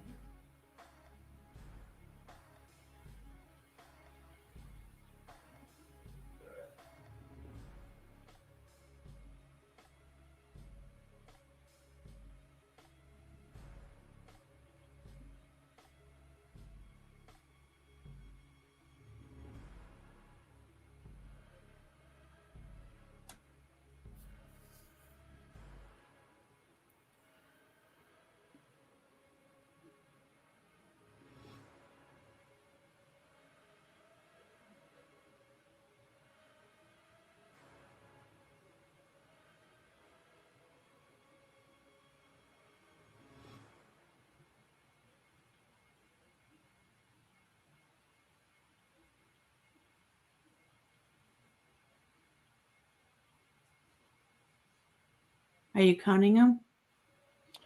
Oh my gosh, I'm almost counting 6. 6? I know, Right, me too. 6. I This really is did. crazy. I didn't want to say anything. I just wanted you guys to see first before. Yeah, you can. Because I didn't want to counting. put. I didn't want to put it in your head. I'm almost Right. counting 6. Yeah.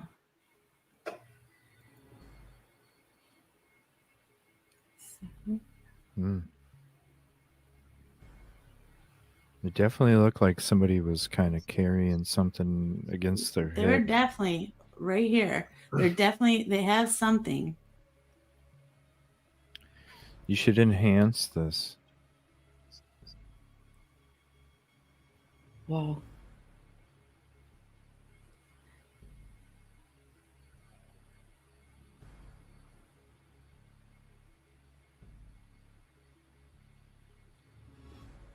At least 5. I think there's 6.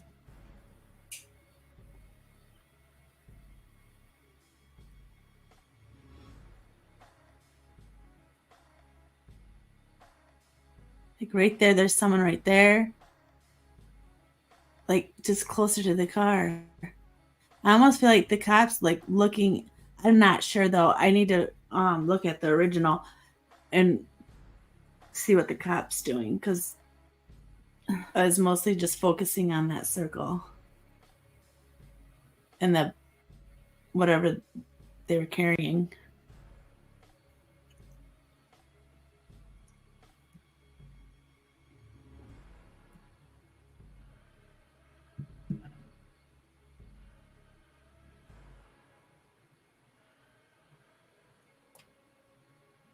I mean, you can see the legs, you can see the white shoes. Yeah, I do. The Yeah, white shoes are right here. Like you can see them pick up and. Oh my gosh! Yeah, see, I see. Oh God, what do I? You know, I need to stop looking at this They right got now. I'm one, starting and to- then there's right there, and there, right there. Yeah, I saw it, Detective. Yeah.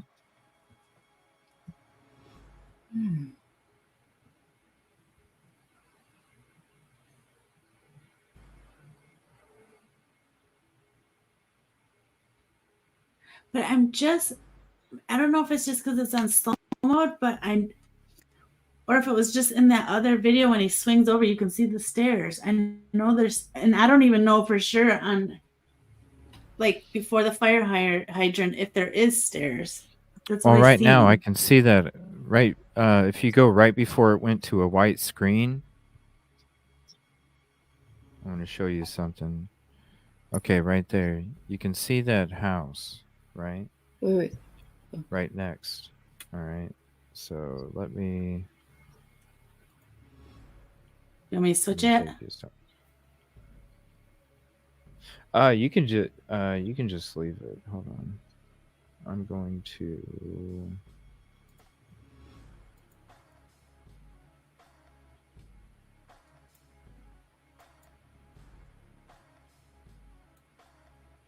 Okay, so we're gonna go there. No, go ahead and leave it right there.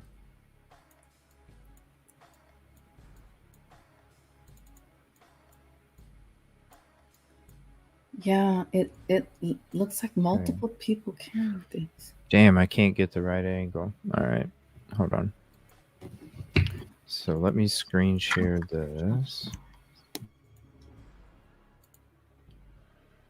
All right. So in the video, you're seeing, I can't get the right angle, but you're seeing this property right here. I don't know if they could necessarily see the steps because the steps are way up here. No, that's not what I'm talking about. What Not those stairs. The ones right. I don't know if there even is, but go to the fire hydrant. It's right there. No, it's by the bushes. What? I mean, there's no stairs. Yeah, right there. Now, move up. Go. It's before that. There they are. Right there here. it is. I just seen them. Okay, go to the That's fire, a and then that's a container. That's a container. No. Move it. All right, hold on. Yep. All right, hold on. That's a container. No, it's in the trees. Bushes. See that one step? Oh, keep going. Yep. Okay, now face it. Oh, no. Go up in the bushes. Go up in the bushes. Yeah. What? I don't see no step. I see bushes. I don't see a step. No, it's over. Oh, no, I guess. I see a container. Un-ravel's Too controlling close. CJ. I see a container. No. No, I think I know. Look, if you go up, you have to go up. Up. Or I back. can't go Go up. back. I'm Google guy. I can't go through the bushes. No, can you go back so you can look at them? Okay, yeah. Like I can go back here. Yeah. That's about it. Okay. Huh. What step are you? Because the camera's looking this way. No, I know, but it It's- swings over a little bit. Right? And I can't see, I wish I could get right here so I could give you the same angle, but this is basically, you give me like 2 more feet forward and you're basically getting this angle. This house is in the background. You see the, if we're doing a full, like trying to match it, it'd be about like this. Maybe I'm seeing the bricks along the trees. Like you're, If you and this is further back than what the camera is. The camera's No. closer. Yeah, Back it's up. not gonna catch the Back up more. back up. Yeah. I'm I'm telling you, there's a wall of Oh, there. those See right things. here, right there. Okay, You've pause it right seen there. it. Thank Pause it God. right there. Okay. It's a fence. No. There's no stairs in a No. fence. No. Go, No. wait. Get. Okay. That? No. Over more. That's part of a sewer. Go to the right more. No. I can't. I'm telling you, watch. I just go like a foot Right in there. front of me. Look- And look what it does. It No, you just had transforms it. Back me. up. Oh.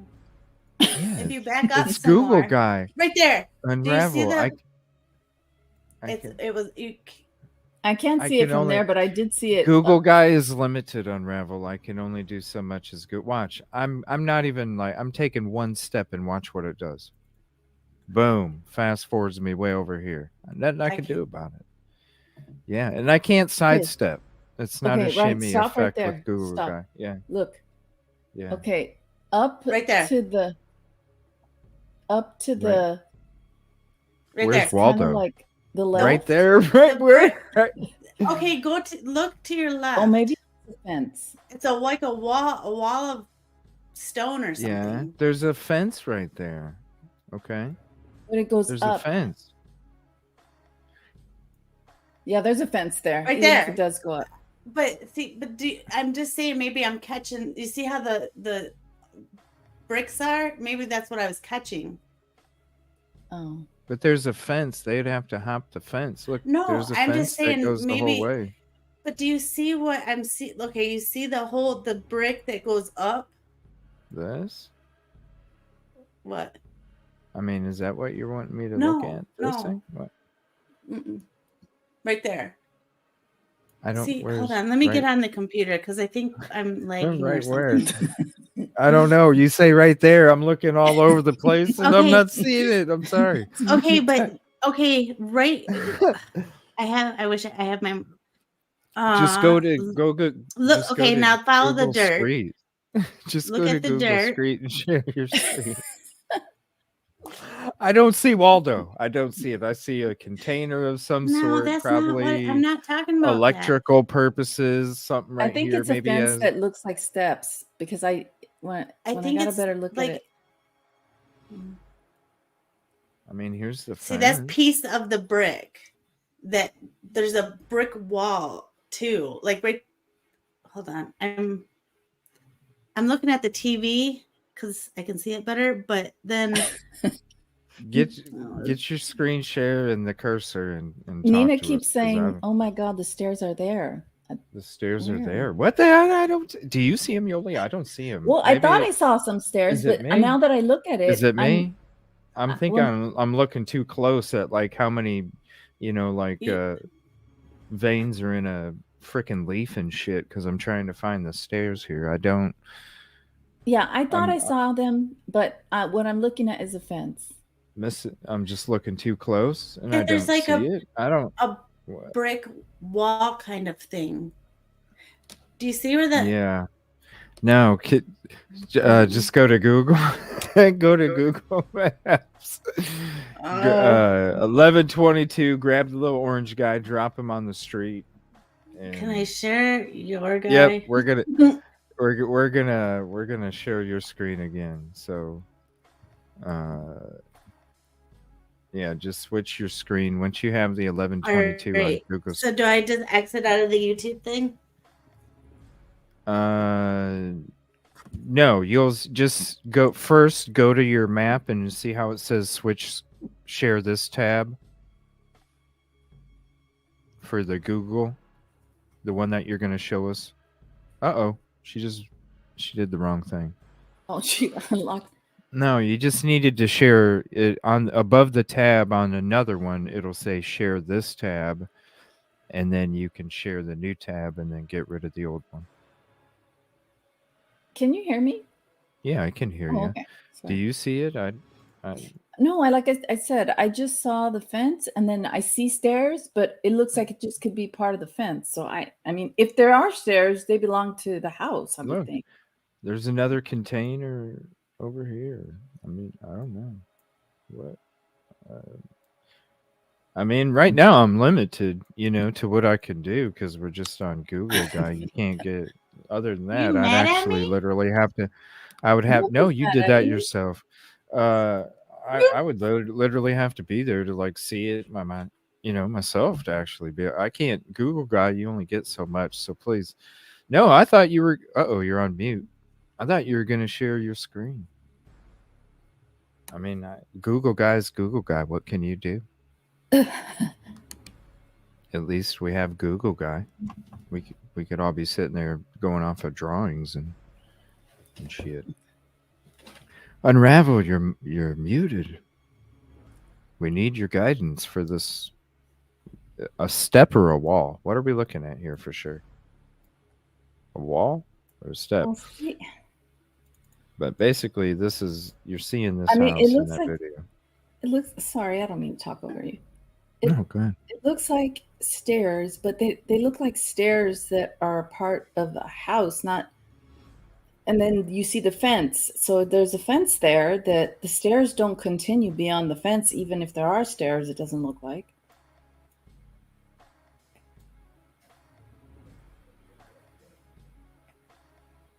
So it's kind of about like that angle right there is a roundabout of what you were seeing, just a little bit farther back than what it normally is. What's up, everybody hopping in?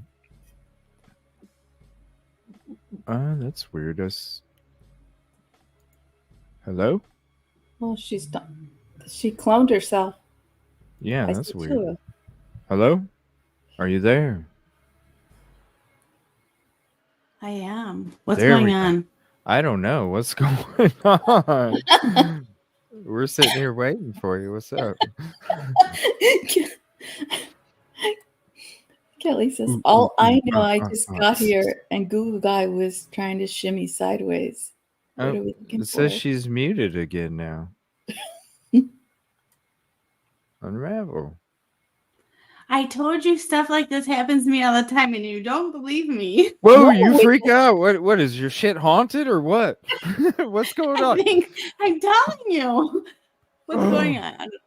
Sitting there, you're thinking you're muted, and all of a sudden you say, I told you this is what happens to me. Whoa. Poltergeist. Okay. I believe you. Oh my God. Oh, shit. Okay. So, no, just pull up your Google Street, drop your Google Orange Guy, or lad, or lady, or whatever Okay, hold it is. on. Let me Stick try to figure. figure this out before I do some weird stuff again. Yeah, because everything disappeared last time. All you have to do is just share this tab. That's it. It can give you. At first, it's like, I need to learn OBS. I need to take my shit to another level, but OBS is its own territory there. But I'd love to be able to do more. Have more things going on the screen. Like when somebody subs, it just something pops up on the screen for you guys. Super chats, all that stuff. It also pops up with little animations or something, something cool. Like a little astronaut just kind of like floating around, just going peace.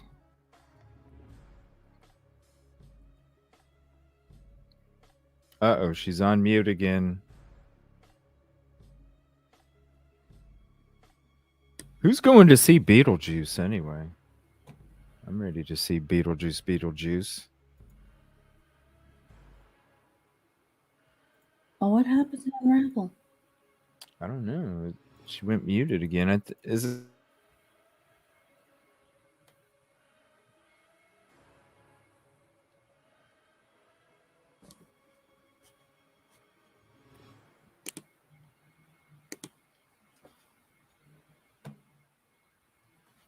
I think she's having Hold some on. tech. No, I'm trying to because I don't want my password locations picked up on this. So I'm trying to get that all in order. Oh, do you want the address? Just for a quick 701 Taylor Ave? If you just wanted to pull up a quick one.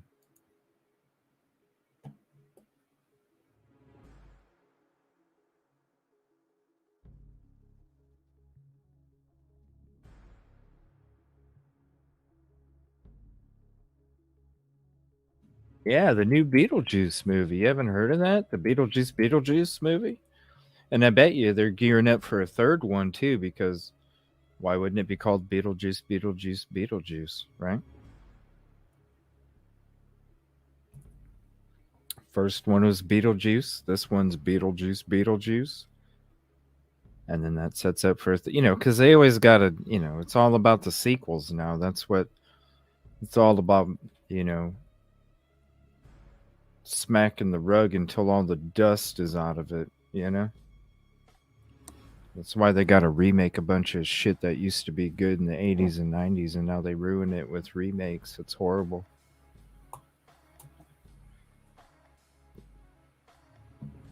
Like Pet Sematary, that was one of the ones that really... Pet Sematary was one of the great ones, and then I watched the remake of it a few years back, and I was so disappointed. I was like, it just ruined it. Just ruined it. Thank you, Kelly. Appreciate that. Uh-oh. I think she's having technical. Technicals. Hello. Okay, so Testing. how do you go back and forth? What do you mean, how do you go back and forth? You just double click. You move your feet. So you got your little arrow. You just double click. You'll see what I mean. You can't get into the spot unless you're there in person. You ain't getting to that spot unless there's another video or something, because I'm sorry. I don't know of anybody that's walked this path. You know what I'm saying? I really don't. Other than news crews, who else? Can somebody else tell me if there's been anybody else that has walked this path right here that we could use as a reference? Other than that, I think it's Google guy. Look, it gives you an X of where you can go for the next, So if you want to, go ahead and, share your, all right, share your but thing. And then I just did something. I don't see no stairs. What happened? It's not. I don't see no stairs. I see Oh a fence and a container and some kind of sewage thing, like a steel cover over some kind of like sewer thing or something. I don't see a. So how do I turn this guy around? You just you hold the mouse button down. Oh my gosh! You hold it down. You hold the mouse button down to turn the Google guy around. See? And then you use the little wheel to zoom in and zoom out and zoom out. Double click to move. I'm going the wrong way. I don't know. I just don't. I don't see what you're talking about. So I don't know. I just shared my screen. I want to see it. I want to see it. How do you? Okay, here we go. All right, here we go. It's sharing now. There you go. Now we're on Un-rav-el. Thank you for your assistance. Please. Yeah, but now I'm just stuck here. You're doing way better than I was. Show us the path, show us the path to the stairs, because I don't see him. Okay, so see- how do I see I turn? sewage.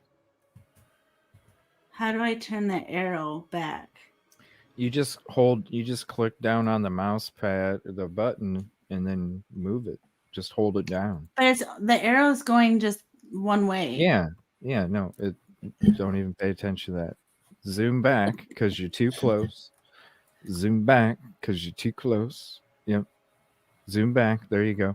Now, click and hold it and turn. Click, hold, turn. I'm turning. CHT. Click, hold, turn. Click, hold, turn. Nope. Oh. Nope. Why are you on somebody's lawn? No. Back up. I can't. That's what I was telling you. That's as close as you. What? How? There you go. There you go. Okay. There you go. Now you're back on the street. You need to be on the street. Okay. Because. Okay. All right. Then So now click down. Now click down Uh-huh. and move left or right on your mouse while you're holding the button down. Oh. Kaboom. Oh well. No. Yeah. It was one It's kaboom. gonna go the opposite way that it's inverted. Now you can get into your mouse settings and change that around if you want. But it's inverted, so just you just hold it down to look left or right.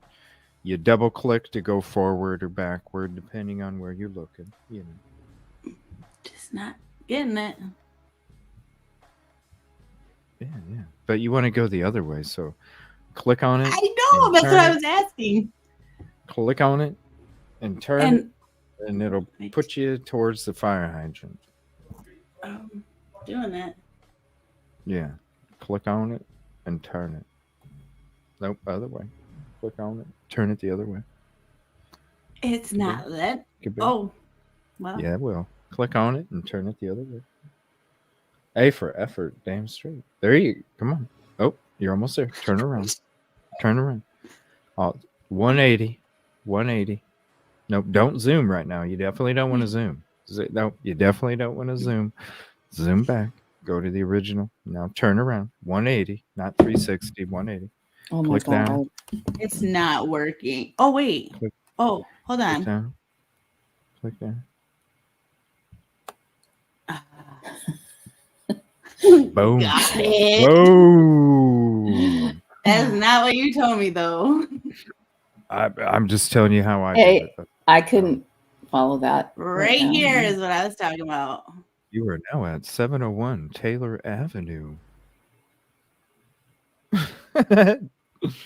All right. So now, where's these stairs? I don't see them. Talk. It's not. I said brick wall. Do you see the I brick thought you said wall? a stair. Yeah, I see that. I saw the brick wall already. What are you talking about? And I was like, what? I see bushes. I thought I was looking for a stair. I saw a fence. That's what I was telling. I'm telling saw you. bushes. That's why. Who does their shrubbery? Oh my gosh. No, seriously, look at that. Oh, God. Why is there an X there? Oh my gosh. Snip it. I don't know. Look at them shrubs. Shit's coming out of. What's the guy from The Simpsons? The evil one, Sideshow Bob or whatever. It's like his hair. Sideshow Bob's hair. Yeah. Sorry, guys. I'm just trying to figure it out. Yeah, they're not obvious if there are stairs there because I That's a see. container. Yeah. Oh. Oh my gosh.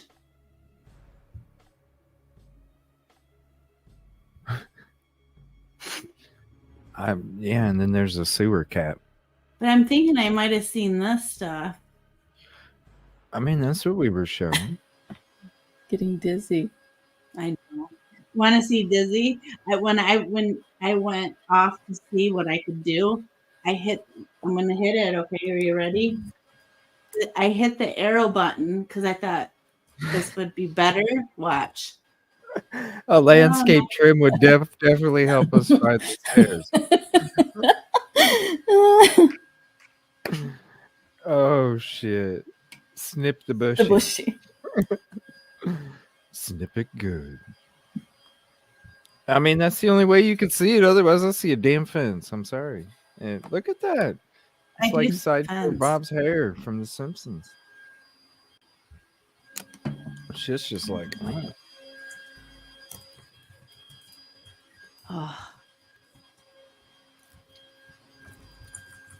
No, Kelly Miller, you're being attended. Don't go. Y'all don't go rogue on us now. Yeah, I don't see him. So,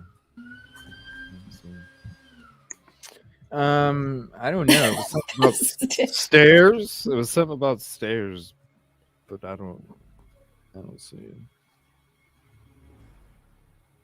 Okay, but I did retract it again after I said it because I thought I seen stairs, and then I said it could have been this, is what I said. Okay. Yeah. Yeah.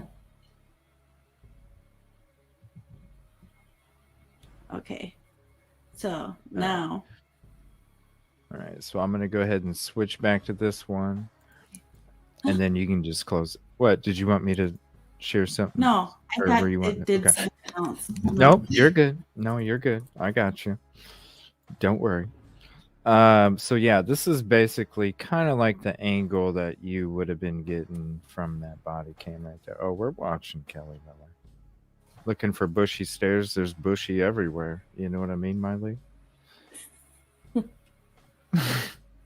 Even the dude's hair that I'm like, bravo, movie guy hair with the ocean wave, like he's got the going. Even his hair is bushy. There's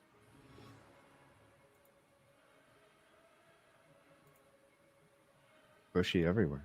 Someone vacuuming? I don't know. All right, so this is the video again. I'm going to share the link with you guys. Definitely go show some love on it. It's Un-rav-el's video here.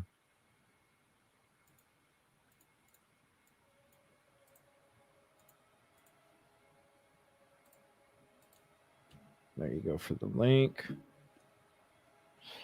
All right, now, do you happen to, I was trying to look through my emails, Yolie, for that ex parte stuff, and I couldn't find it. Do you happen to have that? I did have some other stuff, but I don't think I have that email anymore. It was sent from my private email, not my work email. So I don't think I have it. But it really I didn't understand it, but I think I remember the name of it. Let me see. You know what? Give me a minute. I think I know the name of it. I can pull it up. Okay. All right. And let me see here. I do have a video.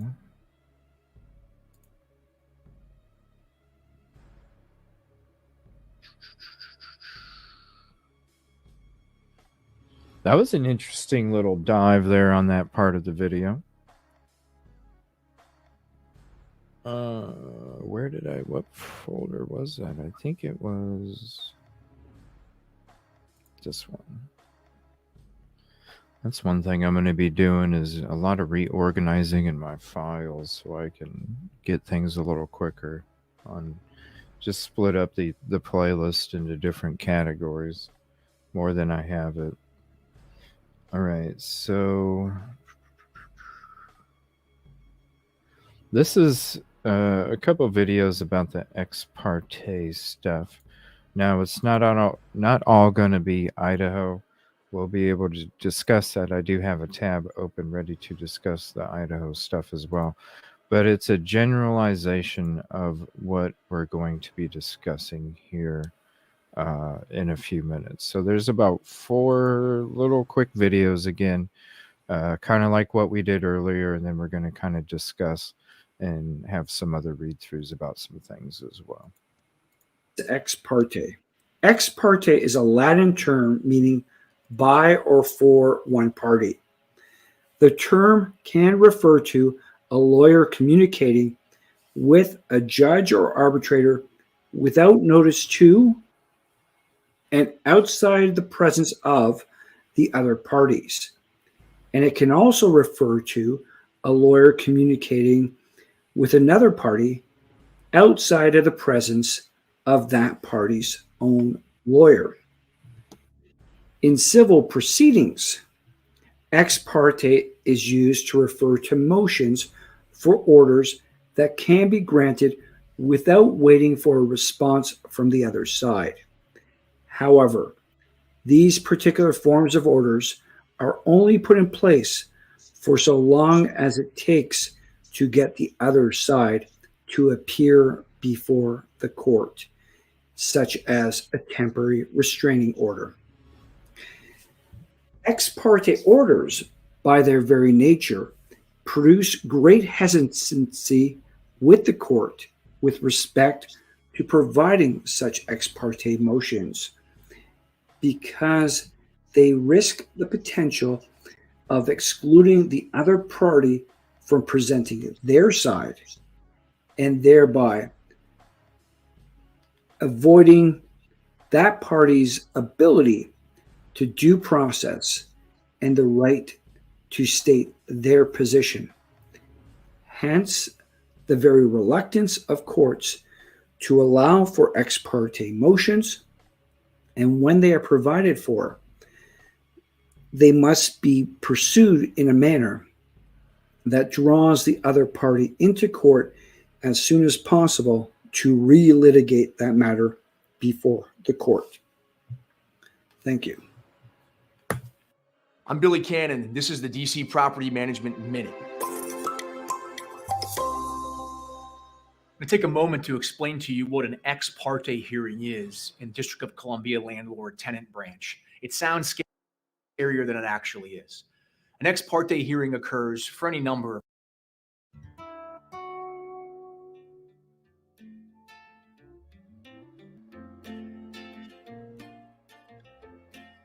Hi everyone, this is Tamara, your courtroom companion. If you're new to my channel, welcome. And if you're a faithful follower, welcome back. Glad to have you all here.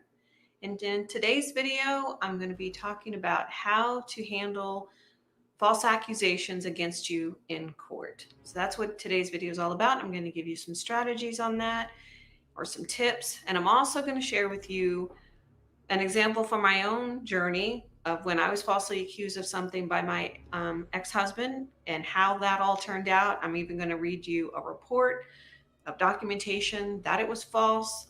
So stay tuned until the end because I'm going to talk about that personal story at the end. As always, what I express here is just my own personal journey, my own story, my own feelings, thoughts, and opinions. Please don't take what I say as legal advice or mental health advice. I'm not a therapist. I'm not an attorney. I'm just a normal person here, just sharing my own story in hopes that it will be helpful to you if you're either in court with an attorney or representing yourself. These strategies and tips will help you in either of those cases. And so again, if you need that kind of support from a therapist or an attorney, I would definitely encourage you to do that, find that support. As a reminder, please do hit that subscribe button and the bell notification. And so you'll be notified when I upload my videos. Okay? So let's just jump right in. Whether you're new in the family court system or in any hearing, if you're new to that court system or whether you've been in it for a long time, I think these tips are going to be very helpful to you because inevitably when you go to court, someone is going to be saying something about you that's not true. They're going to be accusing you of something, or maybe it is true, but in this video, I'm talking about if you're going to court, likely somebody is trying to accuse you of something that you feel you didn't do or that's false. And so I think these tips will be helpful regardless. Being in court can be very scary, especially if you're new at it. But I've been in the family court system for 8 years and still counting because my ex-husband always finds something to take me to court about, in my opinion. And I've become accustomed to hearing the lies. I've become accustomed to being falsely accused of things. And so during that process, I've learned some things that I think would be helpful to you. So let me tell you what those tips are. Tip number one actually happens before you actually get to the court system, and that is to be prepared with irrefutable proof. And if you haven't checked out my video on how to select the right attorney, you might want to check that out. I'll link it in the cards above, because in that video, I talk about how important it is that your attorney dedicate the time necessary to prepare for your case. And they say the devil's in the details. And that is certainly true if you were in court against a narcissist or someone with narcissistic patterns of behavior. They're going to throw lies and false accusations against you. And so your attorney needs to know all the details of your case backwards and forwards. And so please do check out that video on how to select the right attorney. I give you some tips on that as well. But being prepared before you go into court is actually going to be the first thing that you can do for yourself. I pretty much knew what my ex was going to accuse me of based on his patterns of behavior. I always knew, oh, I better have this because I know he's likely going to say that. And so it just became natural for me to over prepare and to fully prepared for whatever he might throw my way. And so that's tip number one, is just to be fully prepared. Know your facts, know your stories. If something happened a year ago that you're just now going to court for, don't assume you remember every facet. Study like you're studying for an exam, because if you're put on the stand, you're going to have to be able to recall facts. And so, have those facts in your head before you go to court.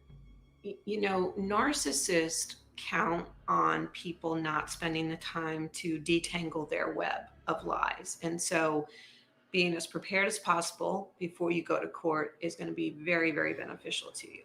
Tip number two is to expect and accept that the false accusations and lies are going to come.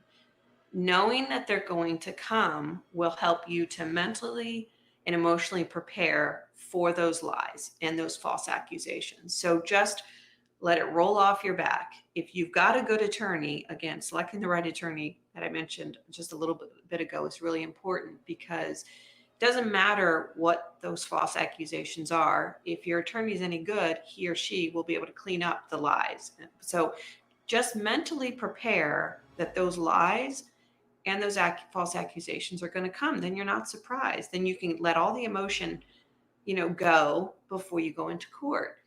I just would go in court just kind of knowing, yeah, I know he's going to say this, and yep, I know he's going to say that, and yep, he's probably going to say that too. And I just took all the sting out of it before I even got to court. So tip number two is just expect and accept that those lies are going to happen. Those false accusations are going to come. Tip number three is to take copious notes while you're in court. Take down everything as much as possible that narcissist is saying about you. And if you haven't seen my video on how to take good notes in court, I'll link that above too, because I provide a template to you in that is something I wish I had created for myself before my battle started, but I created it sort of midway and I was able to use it thereafter. But that template became extremely important as I continued in my journey in family court, because I was able to take all the notes that I needed to, so that during a break or, on the next day of court, I would have irrefutable evidence, to combat those lies, because I would fully prepare for my court battle. But let's say, something happened in court that maybe we didn't pull for that particular hearing. Maybe we pulled it for a later hearing or a prior hearing, but it was brought out in this particular hearing. Well, we would pull it out again, pull out the evidence again. And so taking really good notes is really important when you're in court. So do check that video out if you haven't already, and utilize that template if you can. Tip number 4 is to be completely non-emotional when the accusations come. Don't get involved in the drama. And I really do feel like if you can remain neutral and non-emotional about those false accusations, it actually helps in 2 different ways. It kind of lets the narcissist know you're not fazed by his or her false accusations. That's kind of like a little win, if you will. Like you're not letting that person know that lie got to you. And the second thing it does is it shows the judge that you're not getting involved in the drama. You're not getting involved in all the emotions that are, that that the narcissist hopes that you will do. Because what the narcissist hopes is that you will get emotional about that whatever that false accusation is, and then you're showing the judge that you're emotional or filled with drama. So just remain completely non-emotional. It just helps in so many ways, and it actually helps you just kind of stay calm during your testimony. So yeah, just be non-emotional if you can. And tip number 5, I mentioned this a little bit ago, but in relation to another tip, but if your attorney is worth any, if they're any good, they are going to be able to clean up anything that was falsely said about you. So understanding that your attorney will clean up whatever the other person has said about you, whatever they falsely accused you of, is going to help you tremendously. You can then stay focused on just answering the questions from the other attorney. Just answer the questions, even if they're trying to character assassinate you or whatever they're trying to do. Just answer the questions. And there's I'll link another prior video above on how to testify in court, because I give some other tips in there on how to testify in court. So if you haven't checked that one out, do check that out. I think it'll be helpful to you. But just know that your attorney will clean it up. That was very helpful for me when I was in court, knowing that, I could just relax, and just answer the questions I'm being asked. So now I'm going to share with you a personal story of something I was falsely accused of by my ex-husband. So back in 2018, our son was diagnosed with something, and it's kind of life-changing, and it'll impact the rest of his life. And he wasn't out of the hospital 1 week after this diagnosis before my ex filed a false Child Protective Services CPS report against me, saying I was not taking care of my son's medical needs. I was mortified. I've never been in court for any reason, I've never been in trouble. So to be falsely accused of not being a good mom just hurt me at the core, because I'm a wonderful mom. And so, that was, to me, the worst he could do to me, is falsely accuse me of not taking care of my son.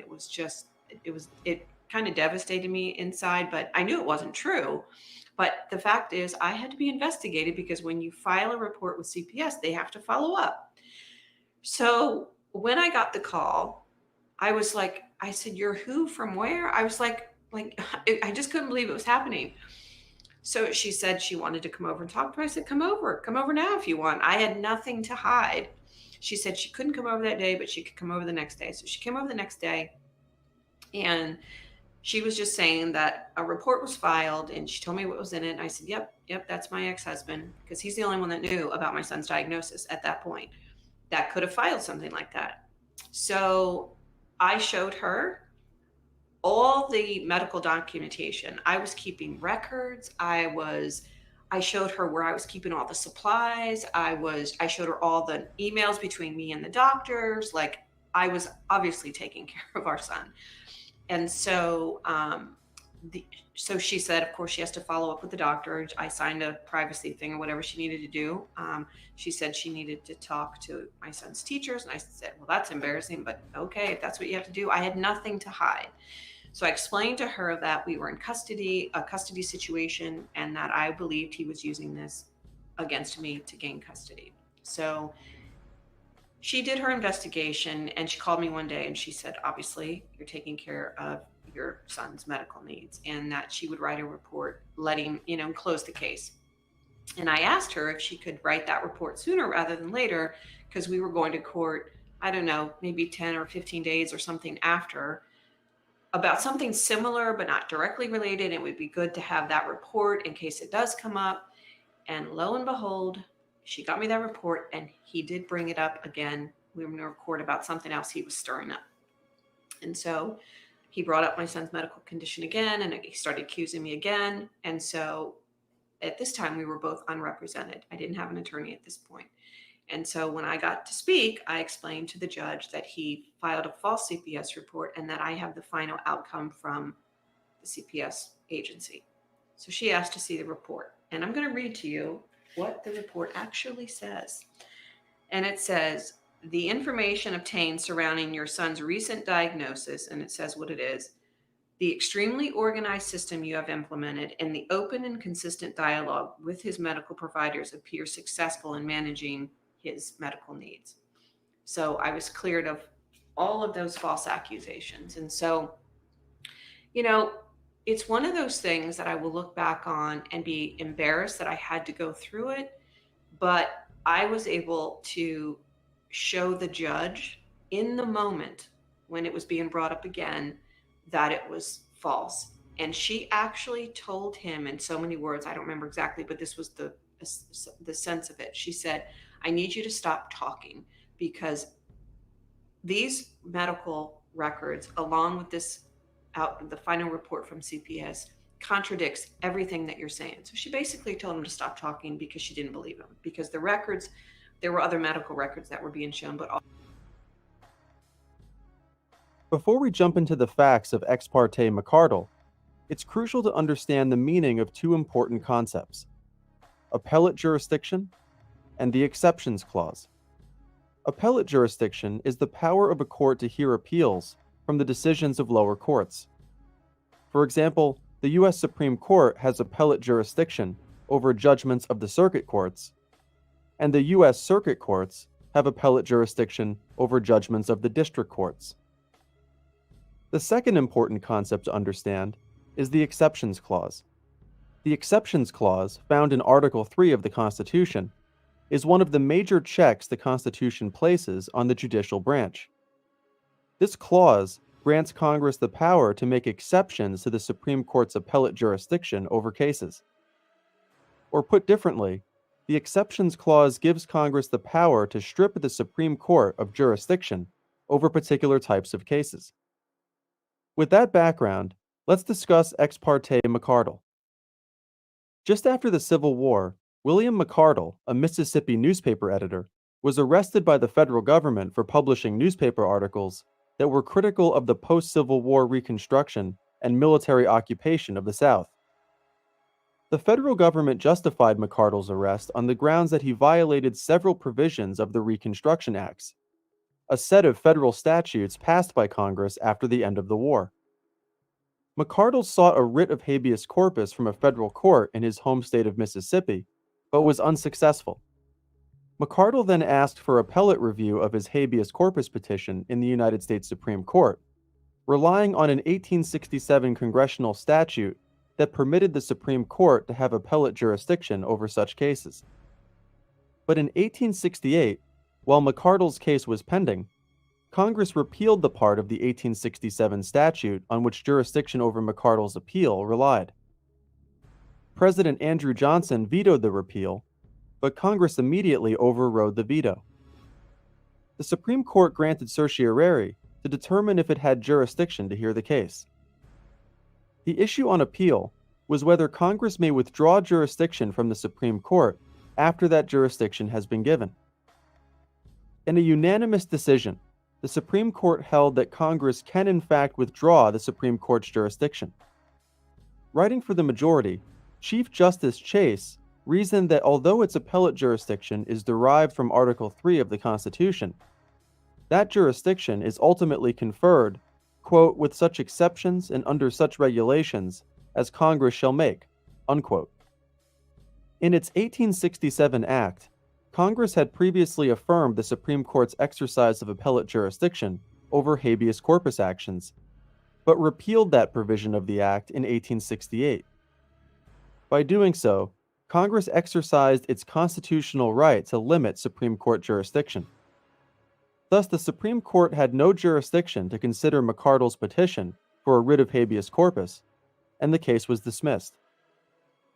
The following year, in Ex parte Yerger, the court found that it did have the authority to review habeas decisions made by lower federal courts under the Judiciary Act of 1789. Ex parte McArdle serves as the key example of how the Supreme Court has historically interpreted the exceptions clause, and is a landmark decision in terms of the separation of powers and the checks and balances the branches of the federal government have over one another. In fact, this case once again earned attention in the context of habeas corpus petitions by enemy combatants held by the United States government during the War on Terror. Justice Scalia cited the case in his dissent from Hamdan versus Rumsfeld in support of his position that the Supreme Court is without power to review such petitions if Congress has exercised its authority to limit the court's jurisdiction. If you found this video helpful, you can explore all of our content by visiting us at quimby.com. If you have a question or comment about this case, please post it in the comments area below, and we'll do our best to get back to you. If you think we did a good job with this video, please like, share, and favorite it. And if you think this video might be helpful to people you know, please share on social media, Facebook, Twitter, and Google+.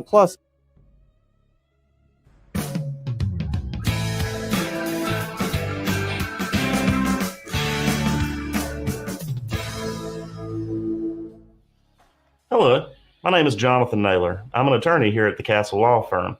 Whenever clients come in to discuss child custody, the conversation normally turns to one of ex parte orders. Now, what exactly is an ex parte order? Simply put, an ex parte order is an order that is entered by a judge without notice given to the opposing party. Now, the key phrase here is without notice. Normally, in our justice system, a person is entitled to reasonable notice to appear and defend themselves before the court can enter a judgment affecting that person's rights, such as their rights to their children. However, an ex parte is done almost under cover of darkness. A person can be awakened in the middle of the night to a sheriff knocking at their door to take their children away without having had any kind of warning that this is happening in the first place. It's for this reason that judges are very hesitant to grant ex partes in the first place, and even then, it can only be done under limited circumstances. In North Carolina, there are two types of ex parte orders affecting child custody, and they're both provided for under NC Gen Stat 50-13.5D. The first of which is a status quo order. A status quo order is an order that merely directs the parties to, you guessed it, maintain the status quo. Whatever the parties were doing initially before one party decided to act unilaterally, such as by withholding the children improperly, they are ordered to maintain the previous living arrangement. Ex parte changing child custody, however, is subject to a much higher burden.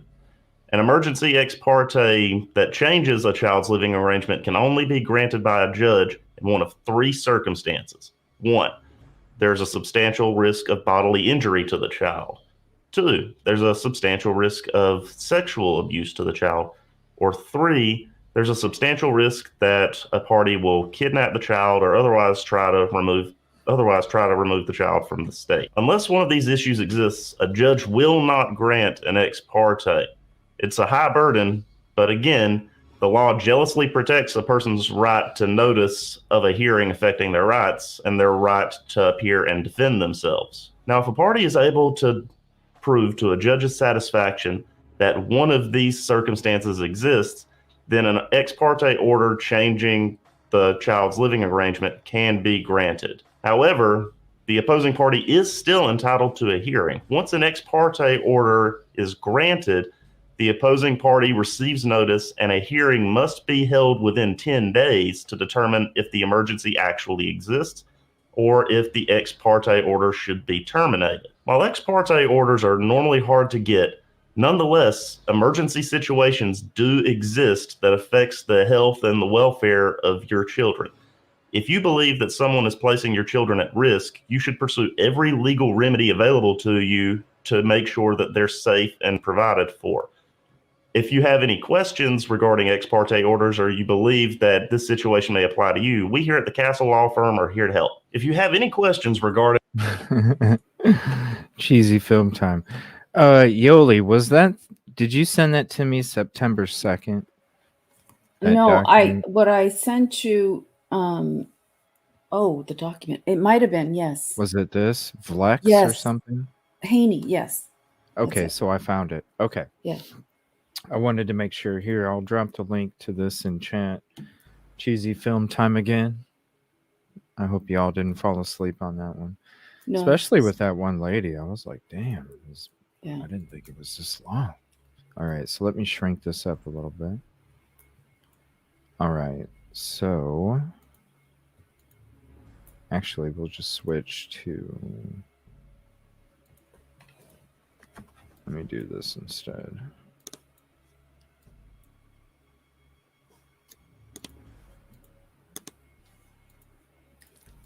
I wish I could just hit a button to switch. There we go. Okay. So when it came to this case, and here's the link to this if you wanted as well. Okay, what about this document? This is 1955? Or no, that's Supreme Court of Idaho. Application of Willie Haney for a writ of habeas corpus to obtain bail. Yeah, when Ann Taylor had mentioned something about an ex parte application regarding, or ex parte hearing regarding his alibi, that's when all this came up, and people were asking me, "What's an ex parte?" Mhm. And I mean, it's not a party with your exes, so No. it's not. But what it is in every state, like it has a legal code for it. Like California Code of Civil Procedure. There's a, and they're different in civil, child, family court, probate court. Each one has their own procedures to follow. But the gist of it is that you're not giving the notice required by law to bring this hearing, and that it's an emergency, or it will unfairly prejudice your client if they can't hear it on an emergency basis.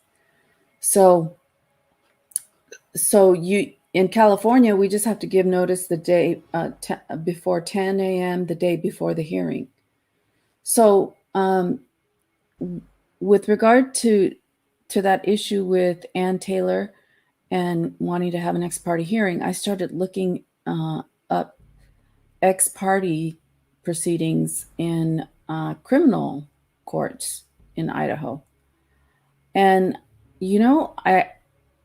I don't even, okay, the title, there was something about the title had ex parte on it. So that's why I got this. And I remember going through others, but this was one of these things where there was a crime committed.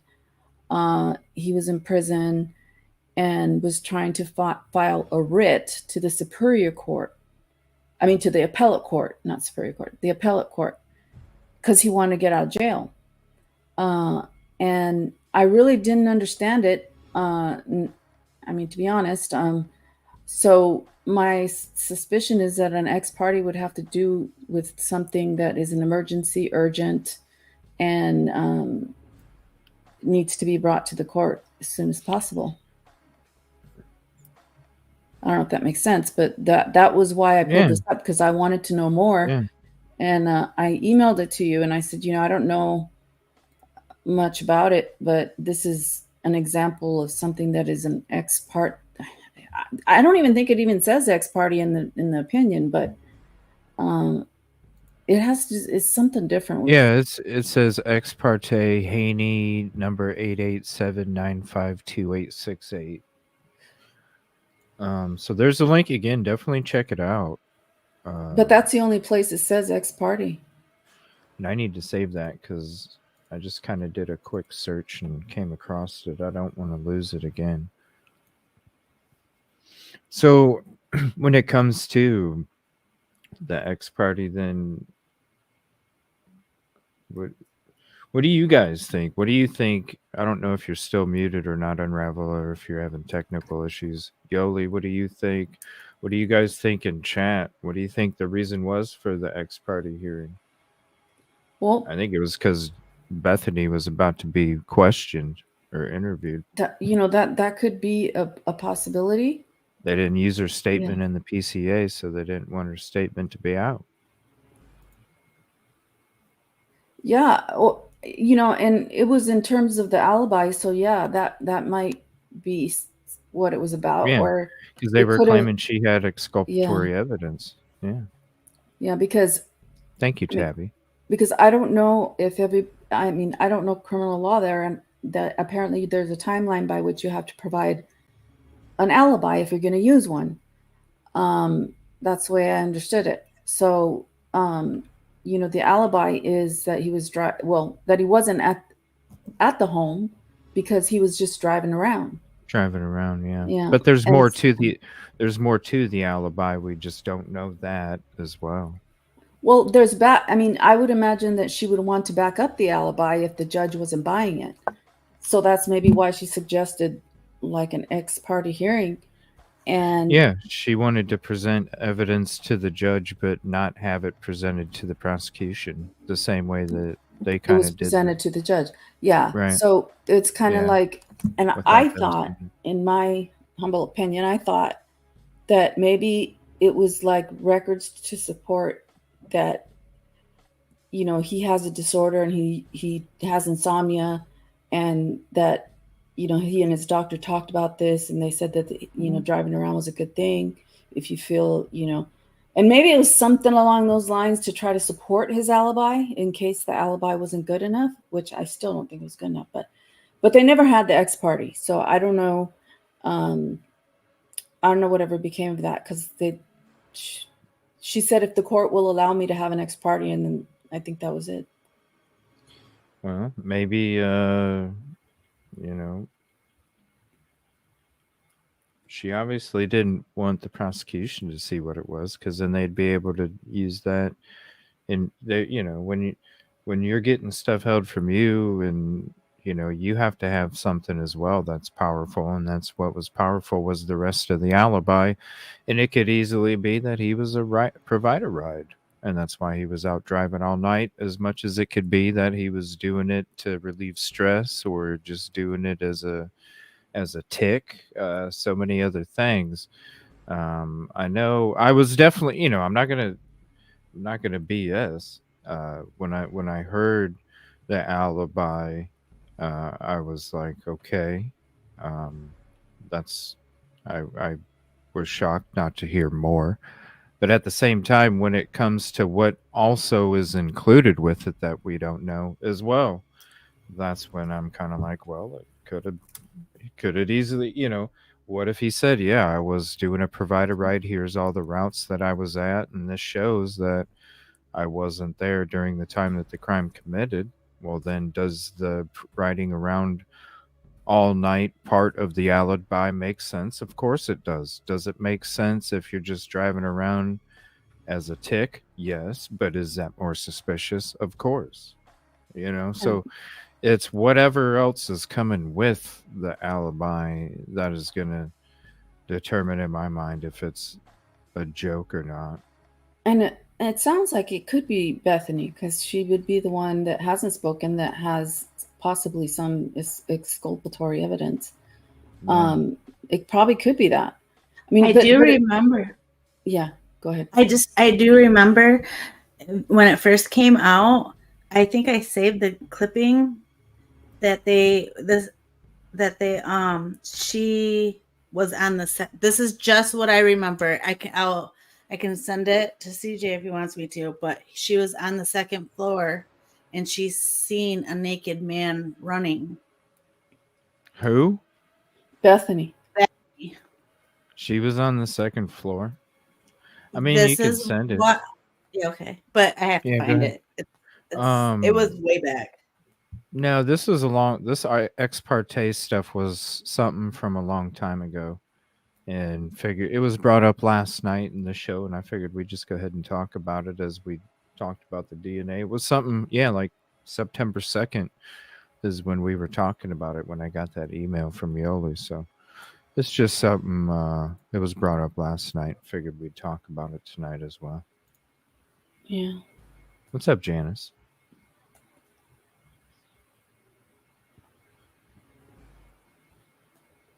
Yeah, we're just talking about it, Nina. We're in general. Yeah. Because there was I remember you had some. It was a topic back then. Yeah, you had some panelists. Yeah, it was there was a topic back then because they wanted to explain the alibi more, but they didn't want the prosecution to know. Well, I guess the alibi, if that is the truth, and that's what he told her the truth was, then that's I the mean, truth. it could be a bullshit, you know. Yeah, I was driving around. Okay. I mean, it is kind of a, think about it though, even realistically, it is kind of a hard hour to come out with an alibi, because usually most people are either sleeping or working, but usually most people are sleeping. So like, how do you even come up with one if you were sleeping? Yeah, it's weird. You know what I mean? Like, And I don't understand that whole thing about, you have a certain timeline by which you have to provide your alibi. Like there's a deadline. And I'm thinking to myself, oh my God, if you're getting the death penalty, I would think that you could provide information about your alibi like one night before you're executed. I mean, I would think if you had evidence of an alibi and you just couldn't get it, and then finally you get it, I would think you could produce it at any time during the proceeding. yeah. In a death penalty case, but Right. I would think so, but maybe there's a way that they can dispute it because I don't know. I don't know what could it Yeah. be? It could be so many things. That's just like any part of this case, it could be so many things. Yeah, it's just the deadline is what kind of makes it weird, is criminal procedure deadline, that if they don't produce an alibi by this time, then they're not going to be able to use an alibi ever. Doesn't make sense. Yeah, right. Yeah. Then I love the clue game. Yeah, I do have that. We'll eventually do it here. We'll be ending the show here in a few minutes. Were you able to find that Unravel? And then I'll be back on tomorrow with Silky Southern Tea. I'll be doing a show with her tomorrow. And then I'll be back Monday night. I do have some things I got to do Monday morning, and I'm getting some different internet installed because I'm not doing this crap anymore. Well, my So computer finally worked, so I'm not using Good. my computer. Awesome.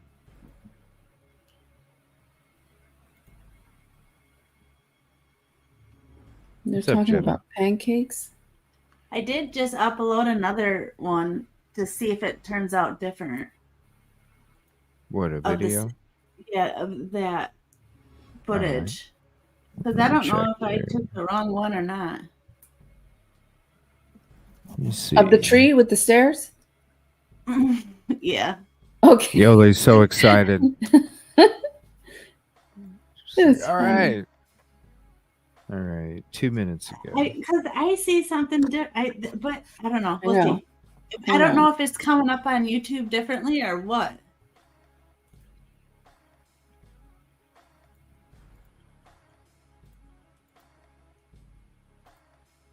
Okay. Okay, right there. Do you see it? It might be just a reflection of the light. I don't know, but that's what I seen.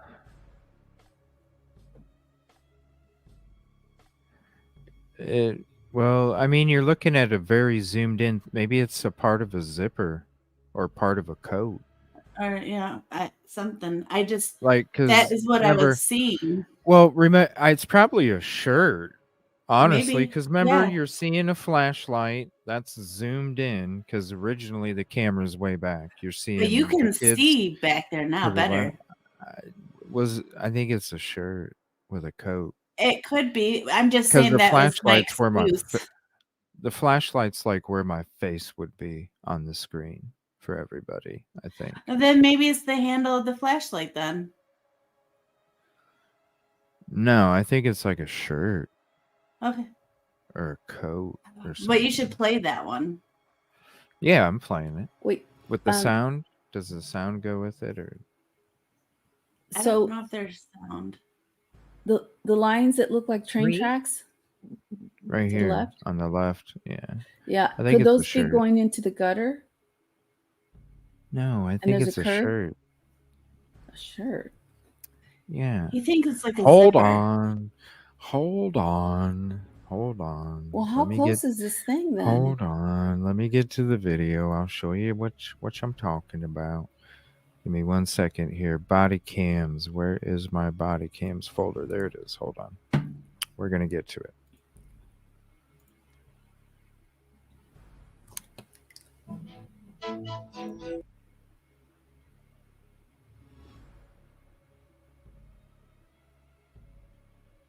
Wait, what video is this? Oh, this is the wrong one. Hold on. No, we need the blue star. The blue star one. Where did that go?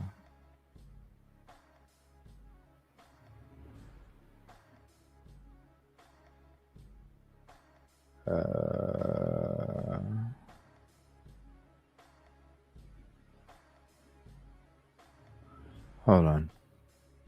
I don't know where that video went, but I can just click on here because there's another one from them. What'd they do? Take it down? Okay, here it is. Yeah.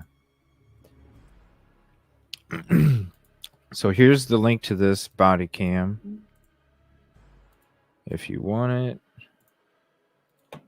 All right, so I'm going to show you where that part of the body cam is.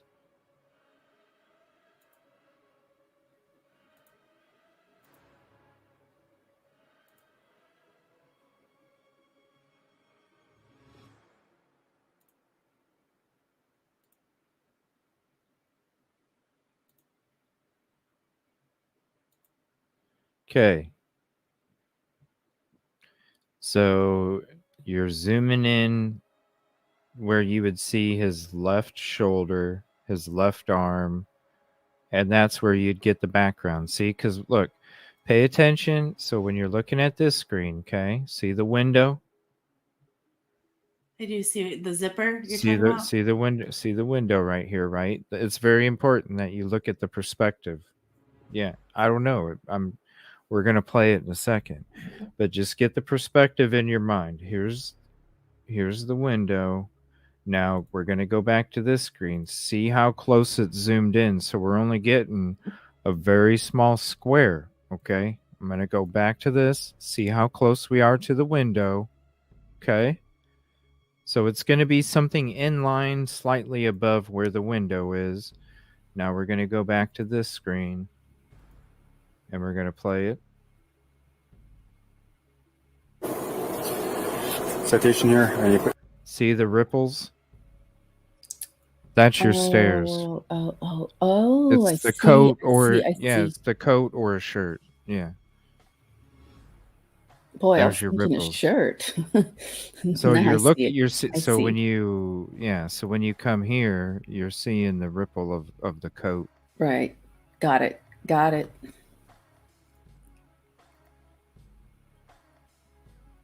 CJ Boom. Boom. Sorry, I'm a little slow sometimes, but It's all good. Sometimes we got to go back to it, but no, that's yeah. looking at these things, looking at CJ Boom. sometimes sometimes you start seeing things that aren't even there. That's what I'm saying. Yeah, that's what. Yeah, it was just like, to me, it was like that is zoomed in way too much. It has to be some kind of clothing because you can tell when you're looking at this one, the brightness of it is above and to the left. So to Yeah. me, Yeah, yeah. I can see it. So that be it. That be it. No one is asking when they. No, but what? No, that's an undercover, Miley. That's undercover. No one is Kelly, I'm sorry. Kelly, I'm sorry. Hopefully you can get a shower soon or something. That's horrible to have happen in your hair. They were talking about What? back hair and people were puking. Oh. So yeah. Side chat. You need to get out of there. That's the sidebar. That's the sidebar effect of the chat. When Law and Crime has their sidebar, CJ has his sidebar chat too. The sidebar effect. All right. Oh, you did? Okay. I was just making sure. No, we were just looking at this part of the video. So that'll be it for tonight. I'll be doing a show with Silky tomorrow. I'll probably maybe get on for some games tomorrow night, but I'm going to be doing some more. I got these fire people, the last bit of people coming through the next couple days. So I got to get some stuff ready for them tomorrow. and then try and get that stuff knocked out of the way. And then Monday, I got new internet coming, total brand new lines and everything. So I'll be doing that Monday morning. So I won't see you Monday morning. I will try and put out some short form content since I won't be doing so many lives. I'll still try to get on StreamYard, put some stuff together if there's like any kind of updates or anything like that, just to kind of do that while I am not doing the lives as much the next couple days, just kind of getting all this other stuff ready. So I'll be back Monday night, Tuesday afternoon, Tuesday morning probably as well. So alrighty then. Good night, everybody. yeah, thank you so much again for hopping up, both of you. Okay. And talk to you later. Maybe if we do game night, hop on. Thank you, everybody. Appreciate you. Yeah. Good night, everybody. Thank you. See you tomorrow. Bye. And Okay. I'll send that to you still. Definitely go sub to Un-rav-el. Show some love to her videos. Appreciate you guys. See you tomorrow.